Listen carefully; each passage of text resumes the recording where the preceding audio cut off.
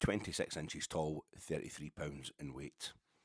26 inches tall, £33 in weight. Not me, it's the thing in that cabinet, the thing in that glass cabinet. That's a photograph of me back in 2007, a photograph that I'm currently holding up to the camera. If you've made the mistake of just listening to this fantastic pod of mine, that's a picture of me well on my way to being as morbidly obese as I am right now, but I am standing next to the 26-inch tall, £33 in weight UEFA Cup. We know the competition's been rebranded from 2009-2010. It's been called the Europa League, but it's still the UEFA Cup. The trophy that we play for in the Europa League is still called the UEFA Cup, the one that's been on the go since 1971-72 season, the season Rangers won their only European trophy. 2007, the UEFA Cup final came to Hampden, and that's me standing next to the trophy. It's a tradition these days with UEFA that when a city hosts a final, they'll get the trophy that final has been played for, and they'll put that trophy on display at some local hotspot. In this case, it was Kelvin Grove Art Gallery, so I got myself along. I had to go along, didn't I? Just get a photograph like a total anorak, like a total doofus. The doofus I am, stood next to a trophy. I don't even know if it's a real one. Is it a replica? I was unconvinced, and then, in a moment of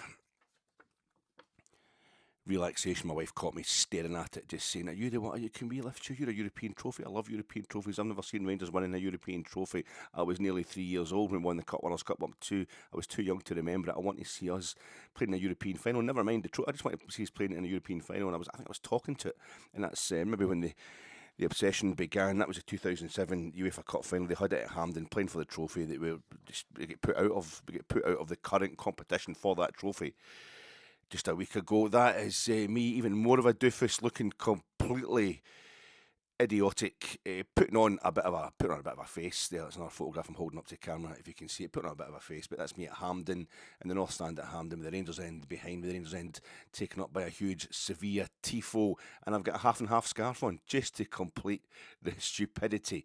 I've got a half and half scarf on, but I didn't care. In fact, that scarf is right there, just across the way there, in this wee room that I'm coming to you from.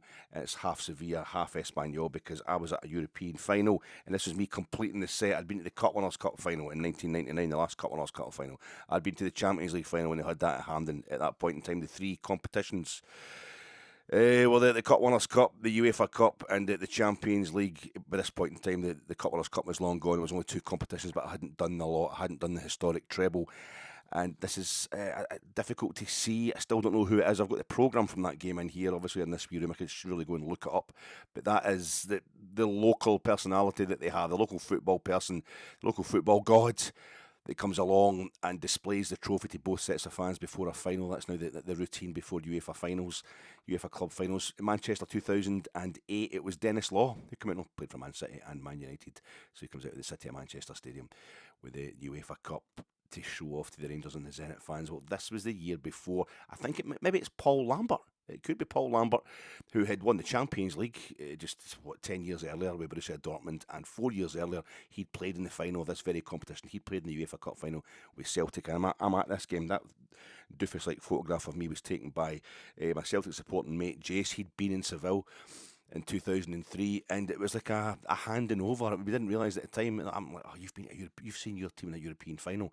That really pisses me off. Will I ever get to see Rangers in a European final? And there was, again, really difficult for you to see this photograph I'm holding up to the camera. Bad photographs, but in there, that's the Sevilla players after they beat Espanyol on penalties, 2 each, and then they beat them on penalties. Espanyol managed by Ernesto Valverde, current manager of Athletic Club Bilbao. That's the Sevilla players displaying the UEFA Cup. That's 26 inches tall, £33 in weight. It's got two yellow marble plinths of increasing circumference in the bottom. In between them is onyx. And on the onyx is all the flags of the UEFA countries, the UEFA member nations. It's a difficult trophy to lift because it's just like a flower vase, isn't it? But that was Seville. My mate had been to Seville to see his team, and they were at Celtic, who we play a lot of times at Hampden. There was me and Jason at Hampden, and the next year, a year later, it's like having, I don't know if it was that, a kind of spiritual passing of the baton. God knows Jason when he wanted it to happen. Or if it was just the fact that I'd completed the set, I'd paid my dues by going to see the three the final of the 3 European competitions, that finally I was allowed to see my club in one of them, but the following season it was Rangers in the UEFA Cup final in Manchester. You might well remember it. That's a difficult trophy to lift. It's a difficult trophy to lift, the UEFA Cup. This is a flower. It's like a big flower vase. This is a vase I've got. Inside that is a ticket. I printed a QR coded up ticket from 2 weeks ago tonight, the game at Ibrox, the first leg in the quarter-final of the Europa League for that trophy against Athletic Club of Bilbao. I didn't print my, I just had my QR code, I had my ticket on my phone, my printer isn't working properly, so I saw that line in the ground just inside the turnstile. Somebody just, as soon as they get through the turnstiles, they just binned their printed off ticket, so I took that as a souvenir. A material souvenir of a European quarter-final, the 14th European quarter-final Rangers have been involved in. I've stuck it inside this flower vase that's been dotting about our house for years, and even when it's got flowers in it, I just look at it and think it's a bit like the UEFA Cup. It's a bit like the UEFA Cup, and it's because it goes out at the top. I don't know what the UEFA Cup's actually made of. Is it plated silver plate or something like that, or gold plate? I don't really know these materials. I've not found out the details on that one, but it's got the moulded kind of organic looking footballers around the bottom half of it, but it's got more of a waist, isn't it? It goes in narrower at the middle, the UEFA Cup trophy. It fans out more at the top and it fans out a bit more at the bottom, but it's got that solid base, but there's no handles. Where do you put the ribbons? You tie your scarf around it. You maybe tie ribbons around the middle of it, and you get it in the middle. When Maradona lifted the UEFA Cup, this trophy, the trophy we were playing for this season, for most of this season, we started off in the Champions League, but we dropped into the Europa League, and again, it was a fantastic journey. Maradona, when he won it with Napoli in 1989, the only European club competition that Diego Armando Maradona, the greatest player of all time for me, got his hands on. He got his arm round it. He got his arm round the waist, the thin bit at the waist, and then he got his one hand under the base, the yellow marble base, and he lifted it. He'd lift it up like that. And while somebody was keeping his medal for him, it was on the park, the Volkspark Stadium. That's Gothenburg famously won the UEFA Cup at the Volkspark Stadium in Hamburg. Hamburg couldn't complete the treble of all European competitions because they lost the final to Gothenburg in 1982. But it was the Neckar Stadium in Stuttgart, where Scotland out of the Euros to Hungary last year. But this is before the ends had been squared off. It was the athletics track was still round it, and it's where Germany get put out the Euros last season as well by Spain, and the guy who scored the goal for Spain winning to get plays for Arsenal, his dad had scored there against VfB Stuttgart in Europe for Osasuna, and he went round the corner flag and he goes up and he scores the winner deep into injury time, and he goes round the same corner flag at the same stadium anyway. Quite a moment for Spain. But it's the whole point is Maradona lifted that trophy in the Neckar Stadium in Stuttgart after Napoli had beaten VfB with a young Jurgen Klinsmann in the team. That's when the final was still on a home and away basis. He got the arm round the waist and he lifted it up with one hand under it, almost like a tango dancer, just giving it that Latin American, that South American, that Argentine thing. Up it went in the hands of the greatest player of all time, and it's a beautiful trophy. And I don't know if it was 2008. I've told you this story before. When I went down to Manchester, and I'd spent my whole life. I grew up Rangers. We're going back to Umbro. That's the big news from last night's fans forum.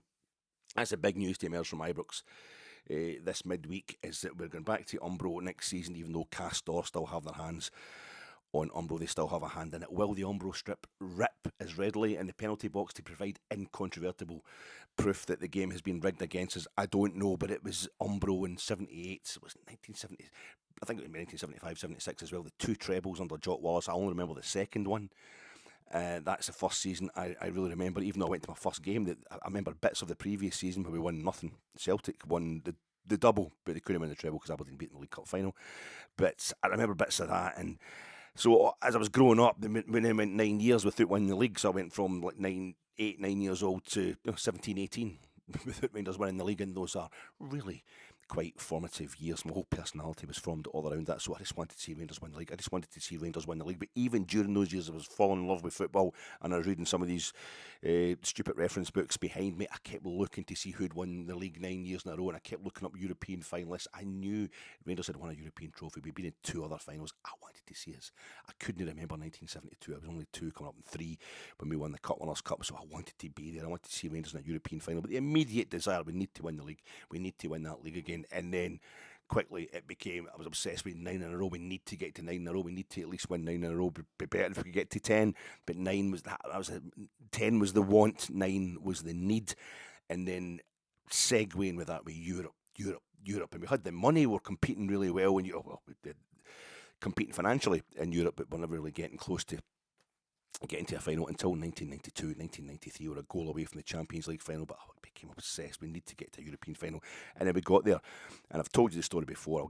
I've given you the director's cuts. I've really bored you to death with that one, but cut that long story short, I went to nearly 50, I think it was 48, 49 of the 68 games we played in the epic 2007-2008 season, getting ourselves back to our first European final in 36 years, and Scottish Cup replays and League Cup finals going to extra time and penalties, and Scottish Cup semi-finals going to extra time and penalties. It was an epic kind of season, long lasting. I put on so much weight, it's unbelievable. That's the first time I was really properly morbidly obese, I think.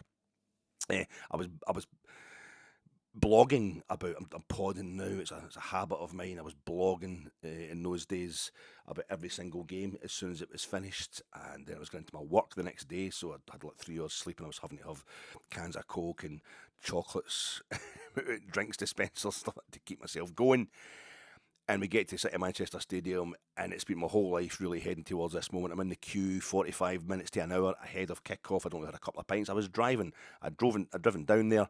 I met friends and family and stuff like that. A couple of pints during the day, but I was driving back up that night after the game. So that was me. I limited myself to a couple of pints because I wanted to remember that. I wanted to remember this moment, and the queue wouldn't go in. The queue wouldn't go in. That's my ticket. That's my ticket for the City Manchester Stadium. That is also the background on my phone, the background on the phone in which I'm filming this stupid pod for you right now, folks. It still remains that image just of that ticket because I wanted that moment so much. I just wanted Rangers in a European final. I didn't think about which European final. And then you go right up there in the corner of that ticket is the artistic rendering of the UEFA Cup trophy, and it was still the UEFA Cup was a competition at that point in time. And one of those little, you can almost see the turnstiles on the outside of the City of Manchester Stadium that now the Etihad, and it wasn't working, and I lost my shit, and a policeman came up and said, "You need to calm down, mate. Look, there's Zenit St Petersburg fans they had fake tickets, they're getting chucked out, they'll never get in, at least you're going to get in to this game." And that was when I completely lost it. It made me realise exactly what this was all about. I said, I don't care about getting the game. We're going to lose the game, I just said for shorthand, and everybody round about me laughed. A lot of Rangers fans obviously thinking exactly the same. It was just a bit, I says, I've just want to get, I said, I didn't have a fake, I've not got a fake ticket, I've got a real ticket. I've been going to see Rangers for years, I've been going to see us in Europe for years. This is all I've wanted, and all I've wanted is to see us coming down the tunnel past a European trophy. That's what, down the tunnel past a European trophy. If you don't shut up, you're not going to get into any game, said the policeman. And I nearly went to say to him, I am Mr. When the police tell you to do something, when they ask you to jump, you say how high. When a bouncer says you're not getting in, I'm like, I just tell them, that's fine, I'm not getting in. I never question this kind of stuff. There's no point in questioning these kind of people. So, not that way anyway. I know those kind of moments, but I was just ready. I'd lost it. I was gone. I was gone in my head. Emotional overload, physical overload as well. And some boys running about me, calm me down and all that. Like, man, just make sure you get in. But I realised in that moment, that's what I wanted. I wanted to see Rangers in a European final, coming down the tunnel past a European trophy. I just wanted us to be back in a European final. I hadn't actually thought the next logical step, winning a European trophy again. We'd already done that. I just needed to see us in a European final. And it's a whole long story about how the turnstiles weren't working. They get in about 5 minutes before kick-off, and it's all set up wrong inside the City of Manchester Stadium, now the Etihad. And it gets to a point, what is that? That is aisle number 240, aisle 240 it is on that ticket, as you can see there. I must have got in at aisle 140, and I had to run, as fat as I was, along the concourse. And all the way along, they wouldn't let you up. I just wanted to see us come down the tunnel. Just wanted to see us coming onto the pitch. That was the moment I'd just put, 20 years of supporting, 30 years of supporting Rangers at that point into. That's all I wanted to see. This was the high point. This still remains the most important moment in my life, supporting Rangers. And I couldn't see. I just ran up the stairs, the first set of stairs I came to. The stewards need to see your ticket. They're not going to let you through. So I needed to get to my aisle. I needed to get all the way around this circular concourse, this concave concourse, and all the way around it, because everybody else was in their seats. All the concession stands with the pies and the drinks, they all had tellies on them that were showing the live coverage of the game. So I'm running along, and I can see the tunnel's empty. The players are coming in the tunnel. The players, Peter Freudenfeld, the referee, Anatoly Timashuk, the Zenit St. Petersburg captain, Barry, our current interim manager, with the armband, leading us down the tunnel. And they kept him in the tunnel, and I'm like, just like having a heart attack. It's like watching a sumo wrestler try to do the 100 metres at the Olympics. But eventually I get along there, I get up and I just get to the top of the stairs. The steward lets me through, and it was bathed in sunshine, bathed in early evening sunshine, 14th of May 2008. And that hit me just as the teams started to move, and they came out, and I could see that trophy. And I was just, again, I knew all about European trophies, I knew all about European competitions, a bit of a geek at that point. And I was like, I didn't really care though. I didn't care. It was just, that's a European trophy. I wasn't specifying what one. And Rangers were walking down onto the park, past it, with the Rangers pennant in the hand of the captain to swap with the Zenit St. Petersburg captain onto the. It was absolutely worth it. And I don't know if it was that the kind of the physical. When people went to, it's like the opposite of aversion therapy. Was when really naughty, horrible institutions want to beat something into you, want to make you believe in something completely fake, like God or something like that. They'll hit you. They'll rattle the Jesuits now, beating folk. They'll beat it into you, and it just does something to you psychologically. Where eventually you'll be like, all right, I do believe that. Conversion therapy, you could call it. Maybe it was that, working out with the physical excess. That whole season was OTT in terms of what Rangers put into it, what I put into it, reporting what Rangers were putting into it, and still try to live my life. The actual moment, it doesn't matter. I've been 20, 30 years waiting for this moment. I'd been going to see Rangers in Europe since 1985, I think. Didn't matter. Still, the very moment that I wanted, despite me having the ticket, free to those who can afford it, very expensive to those who can't. Me having put the hours and the blood in, the sweat and the tears into getting that ticket to make sure I didn't have to pay, a few £1,000 to get my ticket. I just got it for £55 face value because I'd earned the bloody thing through my whole life supporting Rangers. Didn't matter. It still went down to extra time and penalties. I still just made it by a whisker, as we say at this time of day, to get out there and see the moment that I wanted so badly for Rangers. Maybe there was something about that put it into my skin, into my soul. But there is a sea change, folks. There is something happening with the trophy I love the most, or the trophy I want the most, the trophy that's the most meaningful, the most beautiful Tifo I ever saw at Ibrox. It was before the semi-final against Leipzig in 2022, and because it was the Spanish bullfighting poster, it worked in a kind of sentimental way, two different sentimental ways. We've all seen, we knew the only time Rangers had won a European trophy was in Spain, and the final was back in Spain, and it was exactly 50 years beforehand, and we'd all seen the beautiful bullfighting poster from Barcelona advertising Rangers against Moscow Dynamo in the new camp. And the 24th of May 1972, we'd all seen that, so we loved that. But also, especially if you're of my age, my kind of generation, where people, as a kid, people had only just started going to Spain from Scotland on package holidays, just started being able to afford it. And it was, even then, it was a kind of my mum's parents had a bit more money than my dad's parents. So my nana, my maternal grandmother, she went off to Spain. She was the first person I ever knew of going to Spain. But everybody that knew somebody that went to Spain on holiday, they got a souvenir when they come back. And it was the wicker donkey, the sombrero, the cast. I like the castanets, or the wee lassie, the doll. I like the wee flamenco dancer lassie.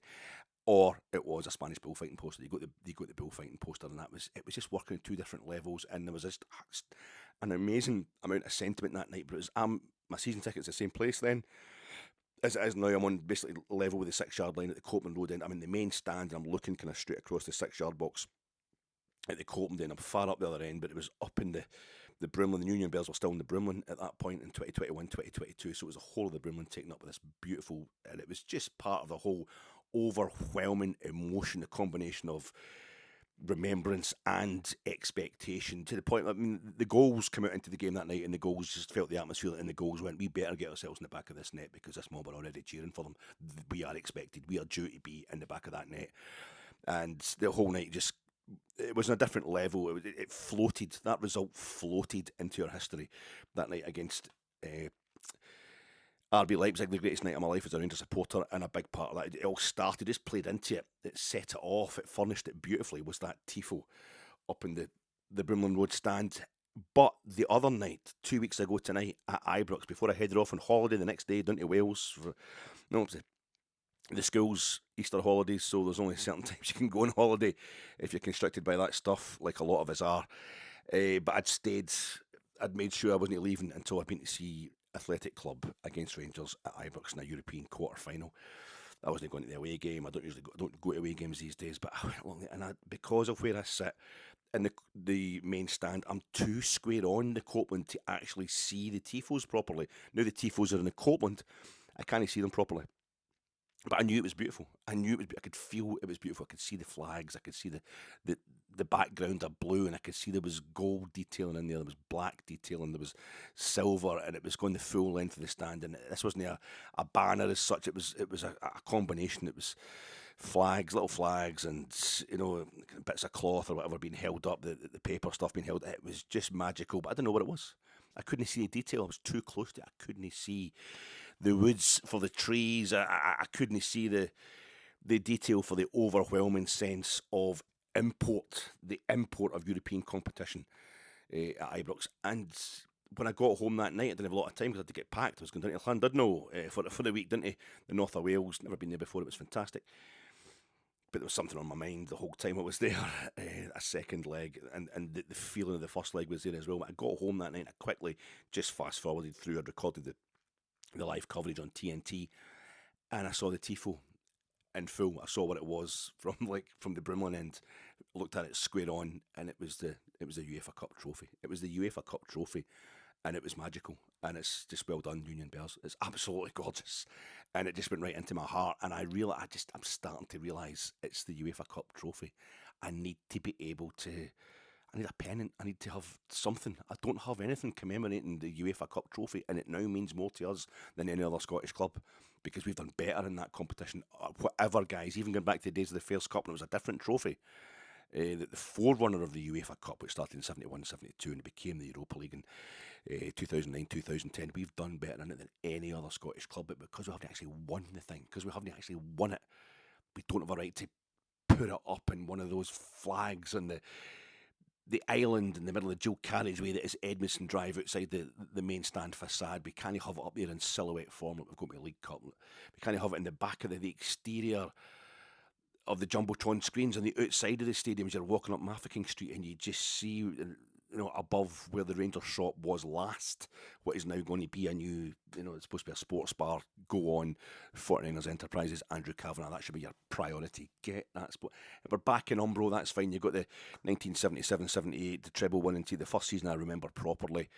You've got that back, you've got that done, that's in the bag, but get that sports bar open, that's the main thing. That's your main priority, nothing else to sort out at Rangers. But above that, you've got the big, massive silhouettes, the red and the blue and the white writing, telling you, showing you the trophies. And it's not correct because the league title trophy changes for the top league title in Scotland. The SPL and SPL doesn't exist anymore and stuff like that. But I can't remember the silhouette of the Cup Winners' Cup. Does it say 1972 inside it, or does it just say one because we've won it once? I feel as if somehow we should have. We start feeling you deserve something that's wrong. You don't. That's not what football's about. It's not. You don't deserve stuff. You win it or you don't, and we haven't won it. But my God, it means so much to us. It means so much to this club, and I don't care what your pride. We're going to win the league. We're going to win trebles again. But please don't stop with European stuff because we have come to believe that it's a either or situation. It's either domestic glory or European glory. It can't be both, and it can be. And I think that's why 49ers Enterprises and Andrew Kavanagh, that's why they've been attracted to Rangers, because the current board have got it sorted out. They've got us to the point where we can be sold in terms of the books, but also because of our profile through Europe, which Stephen Gerrard and others have worked miracles in getting right back up there since we were in the Scottish fourth tier. It's been unbelievable, and the UEFA Cup, that trophy, the UEFA Cup trophy, has been what's got us there, and they must maintain that as a priority. The Union Bears are now in the Copland Road, and that trophy, that Tifo of the UEFA Cup they had 2 weeks ago tonight, shining in the late spring sunshine, started the top half of that trophy, above the waist, if you like, was in the top of the Copland, the top tier of the Copland, and the bottom, the base of the trophy, and they had the silhouette picked out in the wee black flags, and it was the yellow marble they had picked out in little gold flags.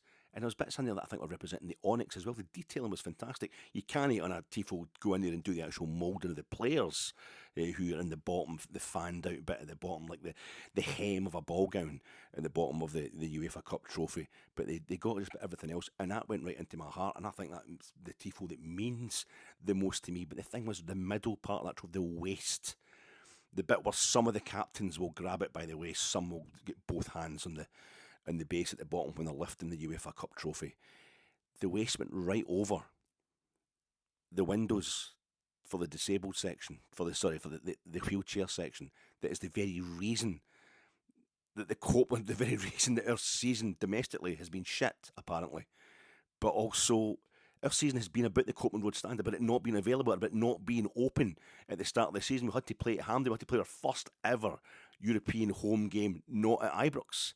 Against DYNAMO KIEV, of all teams, but to play them at Hampden. And this was part of a symbol of just the general state of this is a write-off of a season. This is a trans Rangers. We're a trans Rangers this season. It's a part of. It was the massive symbol of how things were going to be chaotic in some respects, but that in itself almost fuels us in terms of European success. Domestically, awful. Domestically, one of the worst results of all time, losing that game to Queen's Park in the Scottish Cup. Queen's Park from Hampden, Queen's Park most famously from Hampden. It's just utterly insane, the stuff that was happening this season, and that symbolism, I think, just came to a high point with it breaching the waistline, the middle part, the most sexy part of that. And I'm not talking male or female sex. I'm talking, a snake-hipped rock star has got the thin waist. A dude that the ladies like or whatever. I know there's all sorts of different likings of people sexually in between that kind of. But it's just a gorgeous, sexual, organic kind of trophy.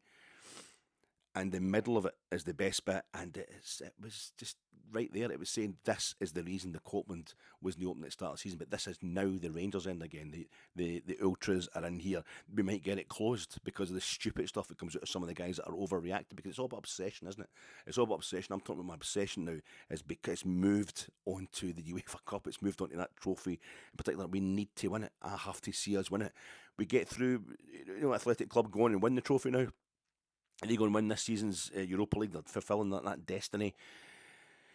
That puts us into the Champions League path in next season's Champions League qualifiers. We move on around. We go straight into the third qualifying round. It should make it easier for us to get into the Champions League. I mean, it's still a really tall order, but I wouldn't thank you for it. If we go on and we perform a miracle and the investment is such that we go and actually win next season's Champions League, I wouldn't thank you for that big, ugly, big-eared, bathtub trophy. I don't want. It's the UEFA Cup. I want that UEFA Cup trophy. Is this just a BBC series at 9 o'clock on a Sunday night?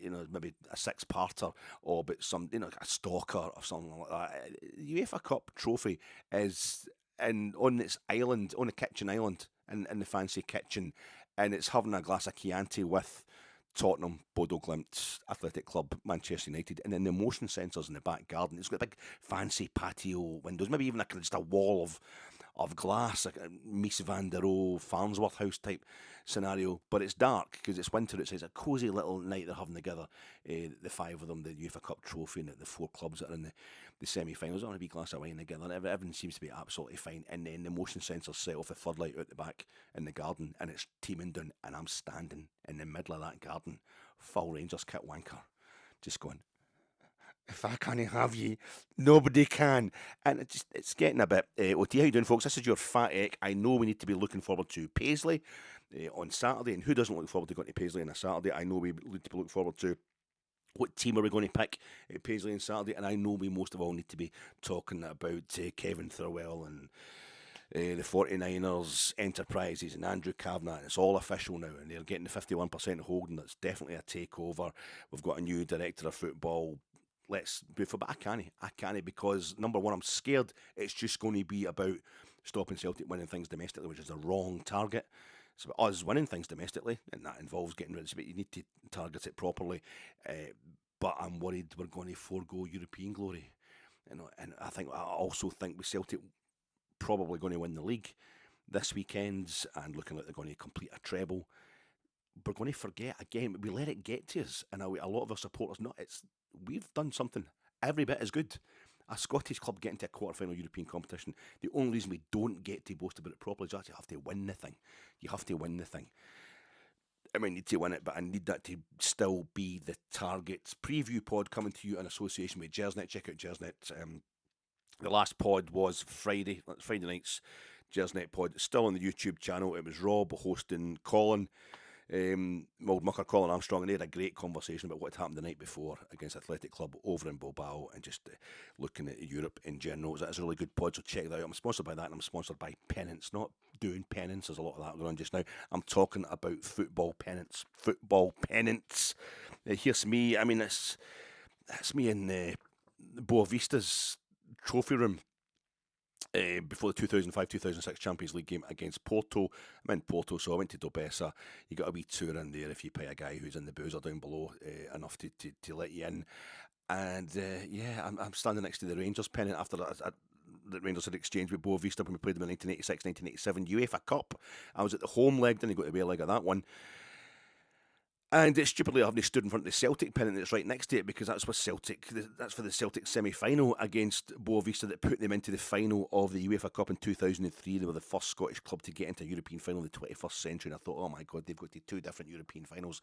We've been in 3 Cup Winners' Cup finals, but they've now done the European Cup and the UEFA Cup. We should be able to get to 2 different competition finals, but there's just, you see, that I didn't stand in front. I should have stood in front of that one, but there's no image of the UEFA Cup, of the actual trophy itself, on either of those pennants, and that was a bit weird as far as I was concerned. And I've got hundreds of pennants, and it's all, but it's that pennant behind me there. This whole little array of stuff, the Easter egg stuff I've got going on behind me, and I've had it going on since August, second week in August. We get put out the Champions League qualifiers by DYNAMO KIEV. And as soon as I realised the final is going to be at the old at San Mames, and I'm just thinking somewhere in this room, I've got a photograph of me in front of Pichichi, the actual the bust. Oh, where did I do it? I'll put it. There we go. That's fat me there, sitting at the old San Mames, La Cathedral, the original. And I'm sitting in front of the bust of Pichichi when I did the tour in San Mames in 2007. I went to the 2007 UEFA Cup final. About a month later, I go on holiday in Bilbao during the summer. I stay in the Hotel Zenit. I just random Hotel Zenit, not knowing that in less than a year I'll be back at the UEFA Cup final watching us playing Zenit. So when the final was going to be in Bilbao this season, I realised just straight away all these little symbols and omens were coming to play. And that's me standing in front of the bust of Pichichi, which every captain of a team visiting that stadium for the first time was not duty bound, but manners said he should go and lay a bouquet of flowers in front of it. And I thought, did John Gregg do that? I've always got to be John Gregg behind me. He's not going anywhere. The captain of the only Rangers captain to lift a European trophy. But that postcard, the black and white postcard of the player, that's Rafael Moreno. That is Pichichi. That postcard, that picture is all over, and more famously the portrait of him and his fiancée. He's in the full club kit. No, that's all over Bilbao. You'll have seen it yourself. You're over at the away leg last Thursday, a week ago. But that's been up there all season. Just a kind of bit of good luck. That's going to get taken down. That's the last time you'll see it. That's Zara and a few of his teammates from the kind of late 40s, early 50s Athletic Club sides. That's another one of the postcards that's been up there all season behind me. Just a kind of good luck thing. The finals in Bilbao, the finals at the new San Mames, and Patrick Stewart laid flowers at the Pichichi bust. It's been moved on, but that's it's the top goal scorer award in Spain. It's called the Pichichi, and it's named after that fella there. That postcard's going to have to come down. I don't have an independent. I had up with Century in the preview pod of the home leg. Is that wrong? Because it's a quarter final that we lost. That pennant's a European Cup quarter final against Cologne, and we lost that quarter final. So is that a bad sign? Is that bad luck to have that up there? But no, the home leg was the second leg that time, so maybe the home leg being the first leg this season, and this season's European quarter final was going to kind of counteract that. It didn't. But you see how I don't have a great problem with having the European Cup up there. It's got an image of the European Cup, the the big-eared trophy, the trophy, the European Cup. There was a smaller trophy, a bit like the original Henri Delaunay trophy. It was a bit smaller, more like an urn with a little. It was a flower vase as well, with little arms up on the shoulders of it. And Real Madrid won that for the 6th time in 1966, so UEFA just said, you keep it. And they made a brand new trophy, like a new design of trophy. There's been different versions of the trophy given to different teams for various reasons, but in the European Cup. But it's the same shape of trophy since Billy McNeil, 66, 67. Celtic were the first team to win the new shape of the European Cup. Billy McNeil was the first person to lift it. And giving him his nickname Caesar, because doing it amongst that kind of neoclassical pillars in the Estadio Nacional in Lisbon. But that trophy has become, everybody throughout the world who knows anything about football, that is the European Cup. Mad Men. If you've got Netflix, you've got Mad Men. Even if you don't want to watch Mad Men, which is the best TV series ever, you should just watch it. No, because it makes you clever and I'm showing off. I watched Mad Men. It's just really good. It's just really, really good, and you should watch it. It's clever. You're not, or maybe you are. I'm not saying I am because I watched it. It's just really good. But it happened a few episodes of Mad Men. I'll always remember this. The first time I was watching it, I went in specifically to find one of them. I don't know if this is the first one, but Series 4 or Season 4, Episode 11. Go into Netflix, Mad Men, Season 4, Episode 11. And it's about halfway through that episode. Fast forward through it, and you'll eventually see a scene round about halfway, and it's Peggy Olson, played by Elizabeth Moss, and she's in her office with Stan, the kind of beatnik type guy that, I don't want to give away the ending of how it goes on, but he tries to get off with her. Anyway, it's quite a funny scene. It's one of the ones, like, he's been a bit of a dick, and he's kind of harmless. But you can spot it as it's flashing past in the fast forward because he's wearing pretty much a Rangers t-shirt. It's a Rangers blue, light blue t-shirt he's wearing, and Peggy's wearing a kind of all blue as well, and a bit of red on the skirt. Anyway, he tries to get off with her, and she's like, shut up. Pushes him away, so he sits down on the couch in her office and just look at the wee table next to him. Just look at the wee table next to the couch. There's a bottle of wild turkey on it and the European Cup. The European Cup sitting there. Now, it's a smaller version, a small-scale version. And originally, I thought it was like, that's me, and that's a picture I took in the Bayern Munich trophy room when it was still in Sabina Strasse back in 2002. I went over to see them playing Cologne in the Bundesliga. I see the big European Cup right in the middle there because they were the holders at that point in time, but there's two small versions that are given to keep, because they won it 3 times in a row in the 70s, then they won it for the 4th time in 2001. But you get a small. I thought maybe originally it's actually smaller than that. The one you see in Mad Men is smaller than that. And I think it turns up. The first time I remember seeing it was in Don Draper's office. I think it's on the windowsill in Don Draper's office in a series of Mad Men, an episode of Mad Men. But just instantly, that's the European Cup. Is there somebody working in the Mad Men production team who's a Celtic fan? Maybe it's an Irish American, it's not just somebody from Scotland who's got himself over there. You're thinking that is such a symbol. That's when you realise, you don't go, oh wow, this is a European Cup. You go, that's a fucking European Cup, because as a Rangers supporter, that's how you react to it. Instead, when we're in that competition and we're going for it, that's fine. I've got these pennants. I've got my favourite pennant probably this one I got from my auntie who got me into Rangers. She's only 10 years older than me, bit of a tomboy when she was a kid, but she was in Rangers daft, and she took me along to my first Rangers game, and that's the Cup Winners' Cup.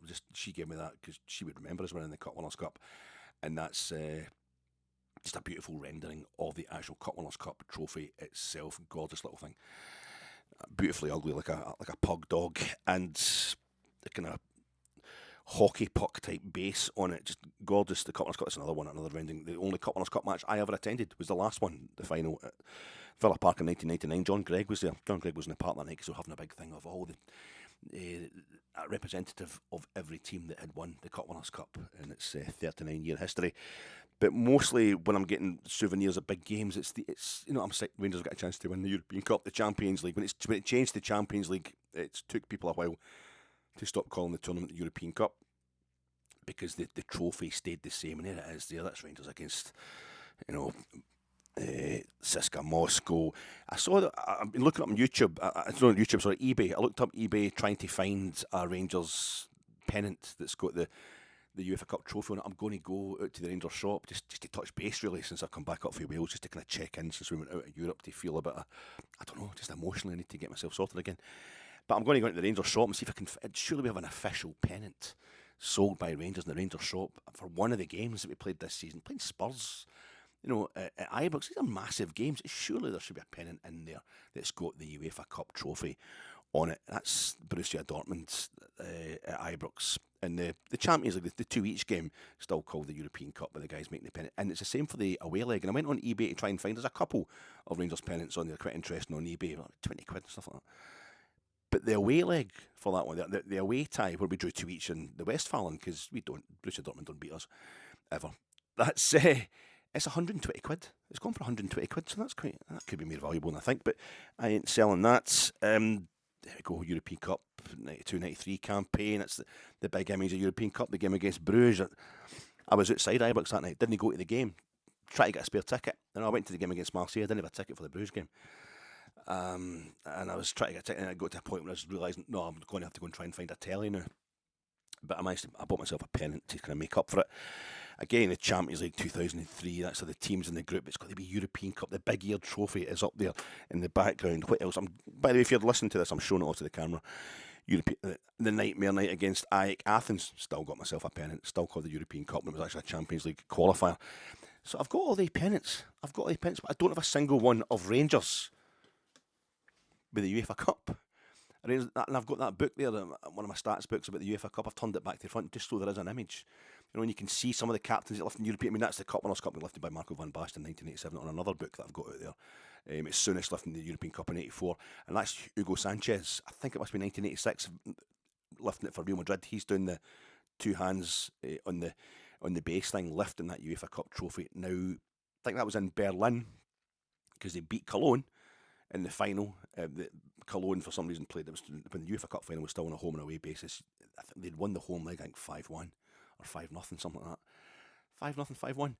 And then the away leg, but it was moved to Berlin. It wasn't in, I don't know, been crowd trouble or something, but they moved it to Berlin, the away leg. Cologne's home leg, and there's the old that's Hugo Sanchez, I'm sure. I don't think he played 85 because they beat Videoton in the 85 final. Videoton of now Fehervar of Hungary, and then they beat Cologne, and that was Hugo Sanchez, the Mexican, master of the overhead kick, lifting that thing. Bob Valentine, I think, was the referee that night in Berlin. In Berlin, the Olympic Stadium, as it was when CSKA Moscow played Marseille there, and they're the closest we ever came to winning the Champions League was 92-93. The first time there was group stages, and well, no, it wasn't the group stages the season before. It was still called the European Cup, and they're doing the dry run, but it was. And CSKA Moscow drew 1 each with Marseille. They played their home games. We played us in Bochum. They were playing their home games in Germany because of the weather. Because of the weather in Russia at that time. And they drew 1 each with Marseille and gave them a real scare. To the point where Marseille just gave them lots of money, so they would beat them 6-0 in the Velodrome. That's what they put. But I don't have an image of Rangers with the UEFA Cup. And you got these things, Rangers pennants. Us in Liverpool are a bit of an affinity, still do for a lot of fans. They've got the European Cup on their half of the pennant, Liverpool, because that's what they're most famous for winning. We've got the Cup Winners' Cup, lovely image of the Cup Winners' Cup again. A beautiful trophy, a trophy I love, a trophy that's our trophy.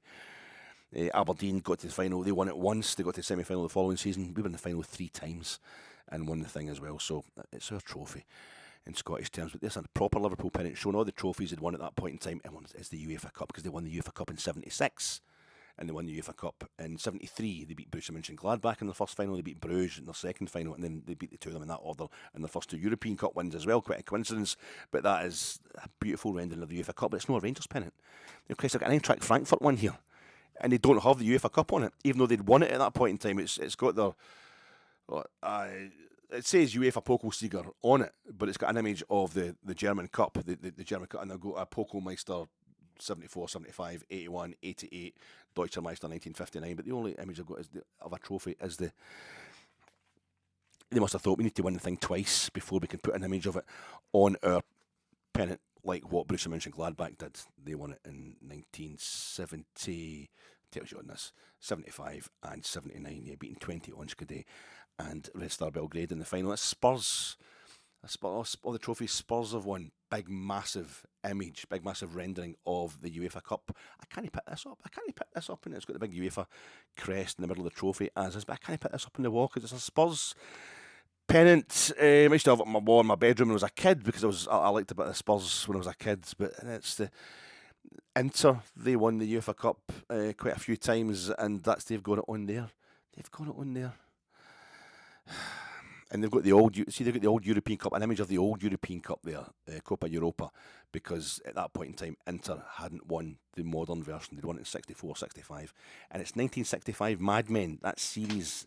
It's 1965, it's set in which is the last year, 65, 66 was the last season of the old European Cup. So I don't know if they're trying to infer that Mad Men in Madison Avenue they recommended the new, more saleable Champions League version of the European Cup. I doubt it. It's going to be somebody who supports a team that loves that trophy. There's the UEFA Cup, Spurs 1984. They won it in 72. Spurs won the first time it was ever lifted. Alan Mullery, first captain to lift the UEFA Cup trophy as we know it. And it's Juventus. It was the first European trophy they won.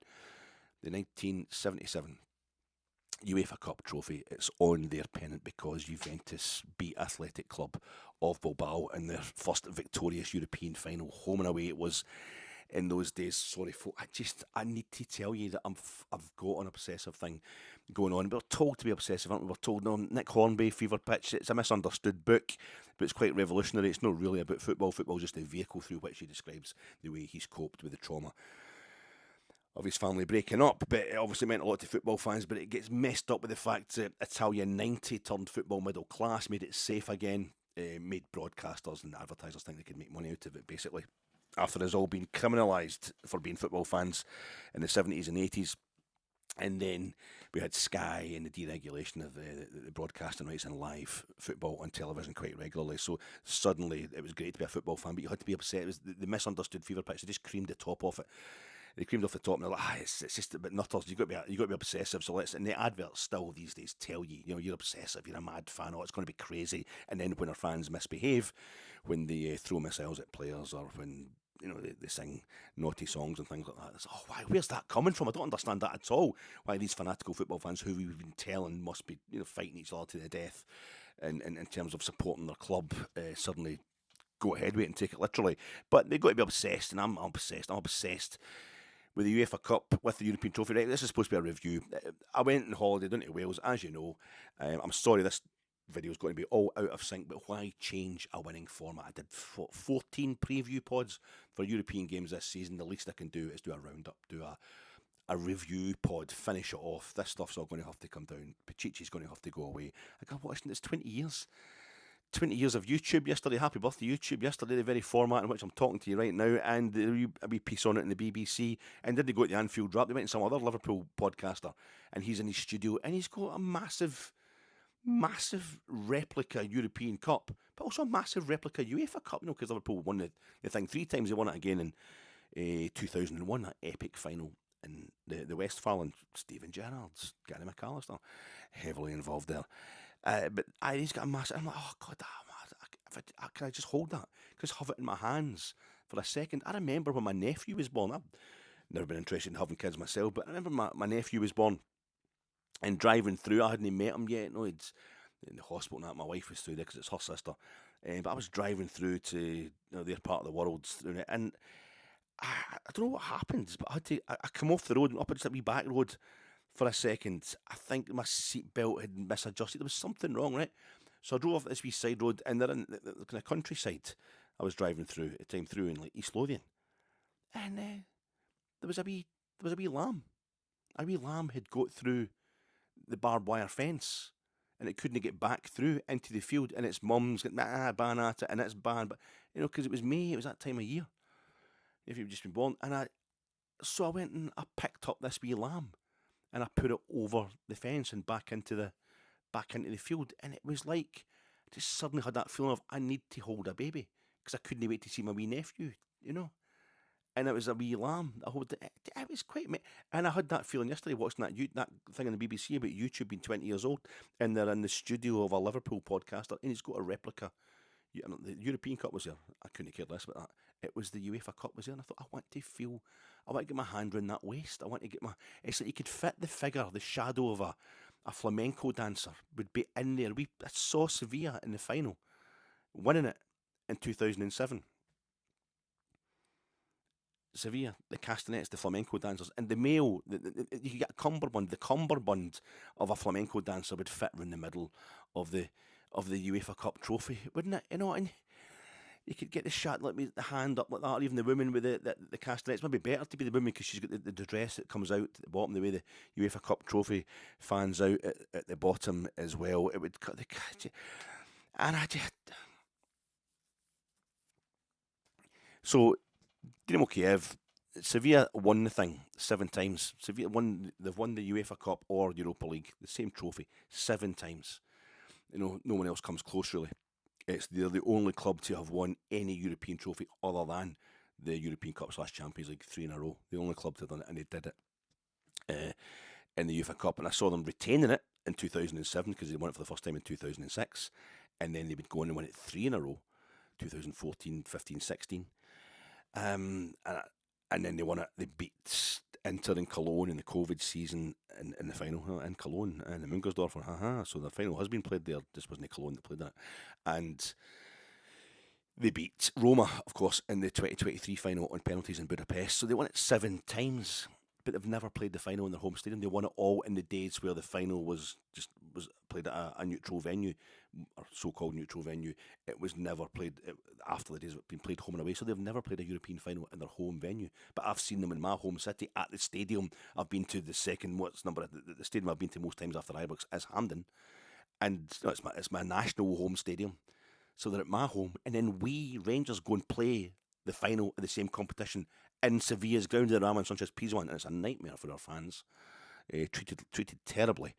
But we've played and we lose it on penalties. It's the closest we've come to winning. There's a Seville thing going on in there, and I can't get away with it. We played Dynamo Kiev in the first and second week of August, and we draw in Lublin because Dynamo Kiev can't play their home games in the Ukraine because of the Russians. The captain I saw lifting the only time I saw it, I didn't get to Seville in 2022. I just sold my house. There's a whole story about that, but I didn't have my passport renewed. But I was there in 2008, obviously, and the captain that's lifting that trophy is Anatoly Timoshuk, a Ukrainian for a Russian club. They scored their first goal in the 72nd minute. The Russian club's in St. Petersburg after Rangers' previous European final was in 72, beating a Russian club. But Anatoly Timoshuk, a Ukrainian, and here was a Ukrainian club. We had to play them at Hampden, and I'm saying it's going to be great. So the chairman's, having to step down. We don't have a director of football. We don't have a chief executive at this point in time. We can't even have our own stadium. It was a nightmare at the beginning of the season. It was obvious it was a write-off of a season. But I think we can make the best of this. What a moment it will be. The biggest crowd ever for a European club fixture was Celtic against Leeds in the semi-final of the European Cup.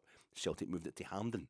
Now, we couldn't get that kind of crowd because Hampden's 2/3 of its capacity is gone since then, but I thought it's going to be a great night. It's quite the two teams we've played 3 Cup Winners' Cup finals. Dynamo Kiev have played 2. They've won it twice. We've only won it once. The 2 clubs I thought that basically are most set up to win the European Cup that haven't. The 2 clubs that need it, the 2 clubs that have the size and the history, and they've got it. There's no other Ukrainian club have won the European Cup, but we've got Kevin Thelwell's coming from Anfield from Everton used to play at Anfield. The city where Everton, the team in blue, where the Archibald League stands, have won the Cup Winners' Cup once. That's their only European trophy, and the European Cup glory of their neighbours is something that's been hanging over them for a long time. We're the same situation. He's coming from Wolverhampton Wanderers. He's been there as well. A British club who played in a European final in 1971-72, the same as ourselves, a British club who have played European football at Ibrox, a European semi-final at Ibrox. He's Red Star, Red Bull, New York Red Bull. So he's able to be a translator, interpreter for the Americans involved in this takeover. He can translate. He understands franchise language, franchise sport, American sport, and he can translate it. He can translate British sport, Scottish football into American for these guys that are taking over. It seems like a good move, and now all the attention will go on to the next manager. I'm hearing folks saying it's going to be Steven Gerrard. That's something else. We played Dynamo Kiev. That's all been sorted since, but it was a bit of a nightmare time, and I thought it's going to be a great night. We can turn this into a fantastically intense night, and we drew. Cyril Dessers only scored away from home for us in Europe this season. He scores at the 94th minute in Lublin, and we deserved it because we've been playing really well, despite the fact we're a goal down. To Anatoly Timoshuk scored for them in the first half. We equalise in Lublin, and then it comes over to. And Dynamo Kiev ended up playing their games at Hamburg in the group stage of the Europa League. Dynamo Kiev lost their playoff match in the Champions League to, I think, Austria Salzburg. They drop into the group stage of the Europa League, and for most of it, they're bottom. They're 36th in the group, but they end up finishing like third bottom. But they played their home games in Hamburg at the Volkspark Stadion, so we could have been, imagine the amount of bears that could have went over for the links we've got. The whole of Hamburg would have come out to support Rangers in that away leg. We could probably have won that thing 3 or 4-1. It wouldn't have been a problem at Hampden, but as it was, I thought it was all set up for a great night at Hampden. 39,000 there. There wasn't even 40,000 there. It was like 12, 13,000 short of capacity at Hampden that night. The ticket's quite pricey, but obviously the support was unconvinced. The support was a bit disenfranchised. It wasn't going to be good. We needed to get back to Ibrox before we did anything else, and we were out. We were out. Did Hefty get sent off? Yilmaz gets an injury, and Dynamo Kiev score 2 goals in the last 8 minutes, and that is it. They catch us in the break, and it's a dramatic night, but it's no magical. We drop into the Europa League group stages, reaping the benefit of our previous European campaigns. We end up, it used to be Steven Gerrard getting us through 4 qualifying rounds, 2 seasons in the trot, then 3 qualifying rounds a season after that. Miraculous stuff, getting us into group stages 3 seasons in the trot. And then it was the second season we get out of the group stage, and the third season we finished top of the group to get out of the group. And by this point in time now, we're going into the Europa League group stage as a punishment. It's a punishment. It's like, we dropped into it through not being good enough in the Champions League qualifiers. That's a beautiful thing. Never forget where we were. So we go in there, and it's this new group stage format, and of course I'm moaning about it, so of course it's brilliant. It's really good fun. I like the idea. I hate the idea of not being able to see any team Rangers are playing. I want to see them at Ibrox. And it turned out there's only, I'll not do the whole thing, you know it too well about me collecting European finalist clubs, but there was only one team in that group that hadn't seen Rangers playing before, at least once, if not in the case of like LYON and Manchester United 2 or 3 times before, and that was OGC Nice. And we played them in our very first European match, so it would have been nice to see Nice, but we played them away from home, and I don't do away games now. I only do Ibrox, I only do Hampden. So I was peed off about this new format. I wanted to see anybody we played away from home. I wanted to see them at home as well. But it turned out it was absolutely fabulous. It was great fun, and it might be a case of 1992, 1993, with the very first season of the Champions League format proper. They dry runned it in the 91-92 European Cup. But the first season proper, the Champions League Rangers, it's this esprit de corps. It's all new. We just can't stop ourselves. We don't lose a game in Europe all season, and we're just, I say a Peter Hoystra square pass away from the final, and it doesn't happen. But then for years afterwards, we struggle like hell in the Champions League group stage, and I don't know if it's going to be the same thing. Maybe it will never be as good again as it was this season in this new format. All 3 European competitions now just having one single group, and it's quite a thing. But we play 4 teams only away from home and 4 teams only at home. And first up, we were away to Malmo, the champions of Sweden, and the champions of Sweden elect 2 in a row for Malmo just now. Massive club, really famous club, 79 European Cup finalists, and we had never beaten a team from Sweden.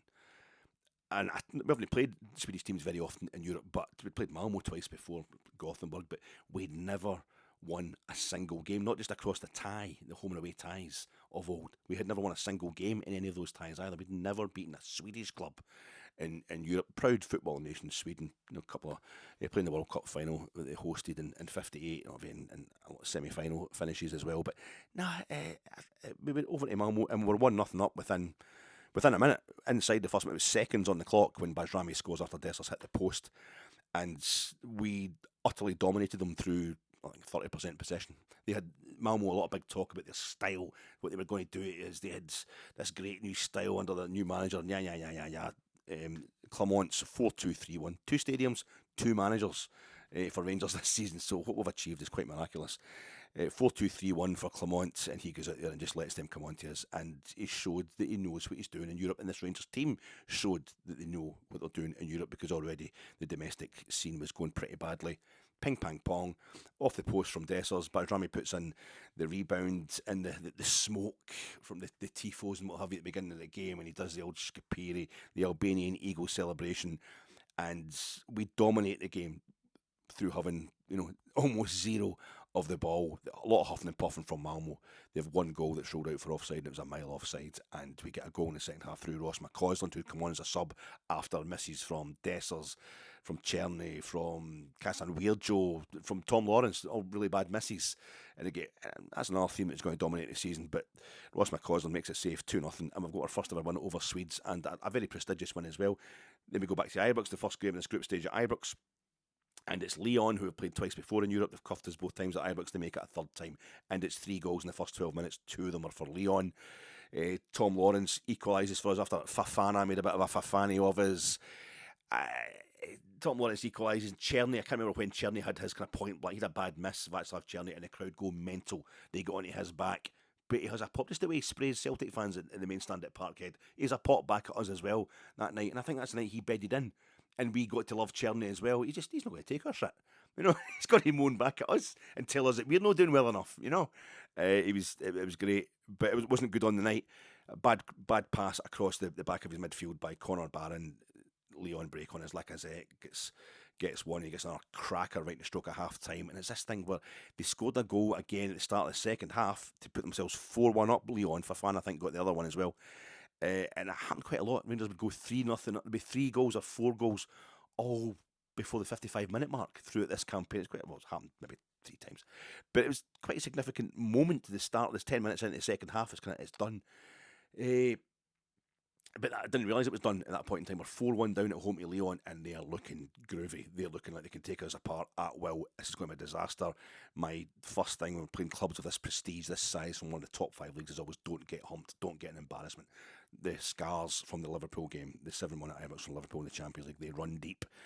And I bumped into my pal, Robert and Diane, coming out of that game, and the 3 of us were kind of looking at each other like, we're looking around as if we'd a dirty secret, and we're just trying to check out if the 3 of us were on the same page. I'm quite chuffed with that. I was quite chuffed with that as well. We actually were a bit buzzing at full time, and so a lot of other Rangers fans must have felt the same, because I think 4-1's it's humiliating. It's no very good, But you consider the money difference, how much richer they are than us, the players they've got.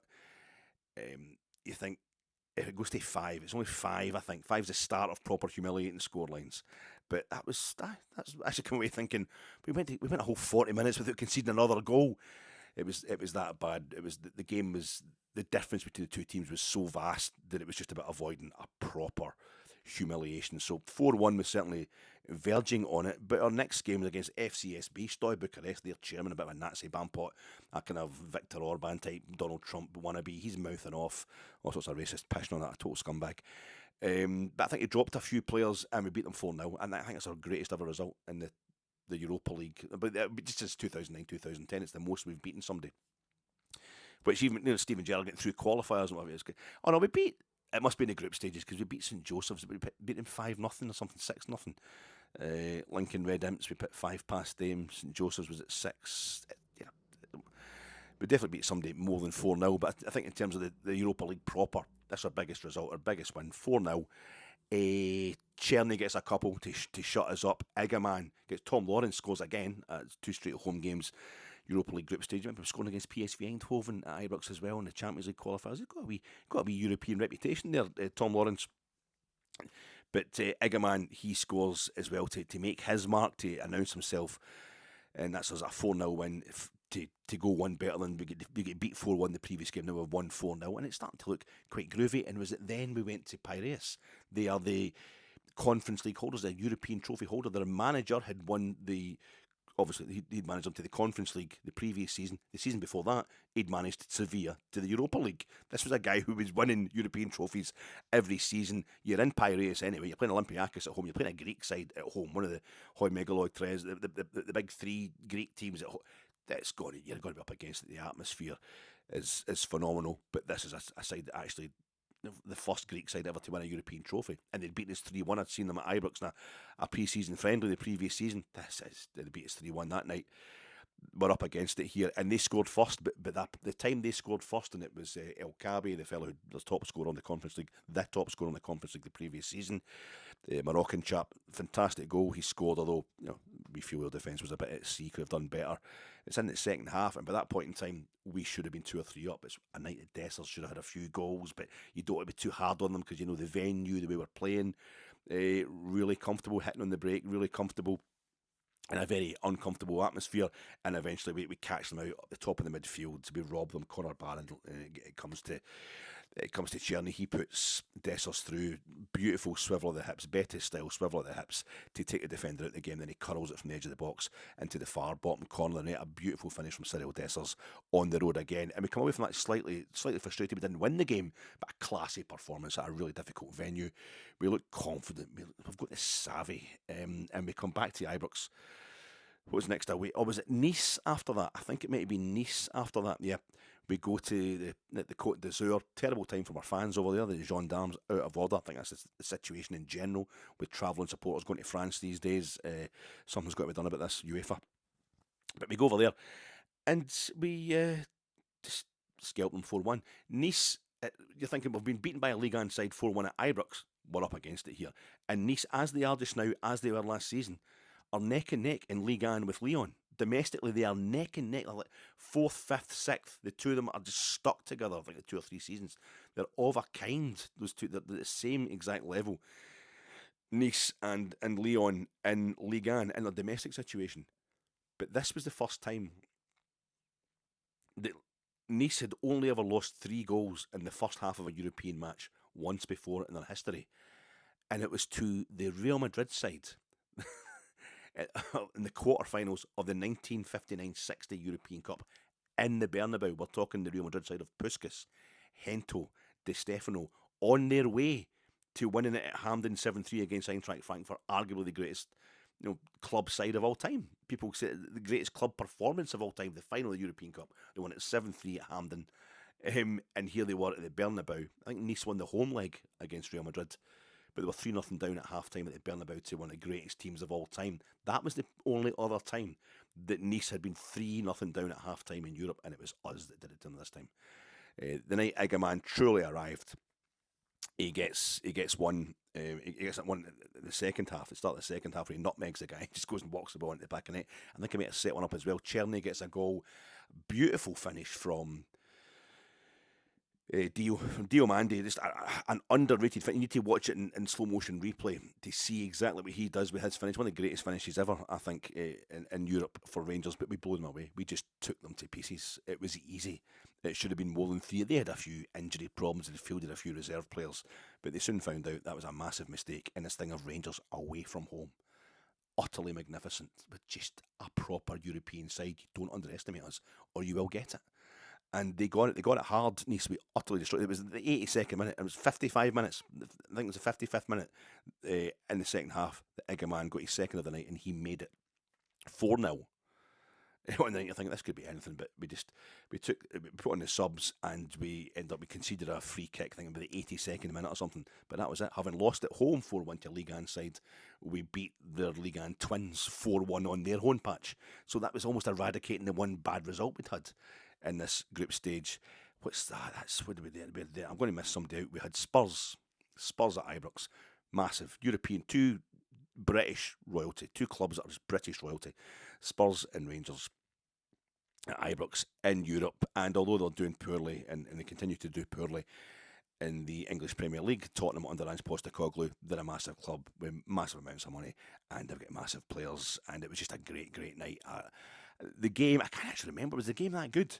It was certainly intense. It was kind of end to end. I think we were given as good as we got. Raskan was phenomenal that night. I fully expect him to go to Spurs in the summer. We'll take 40 million. Egeman scores. Tav, this is the first of 3 games in the trot.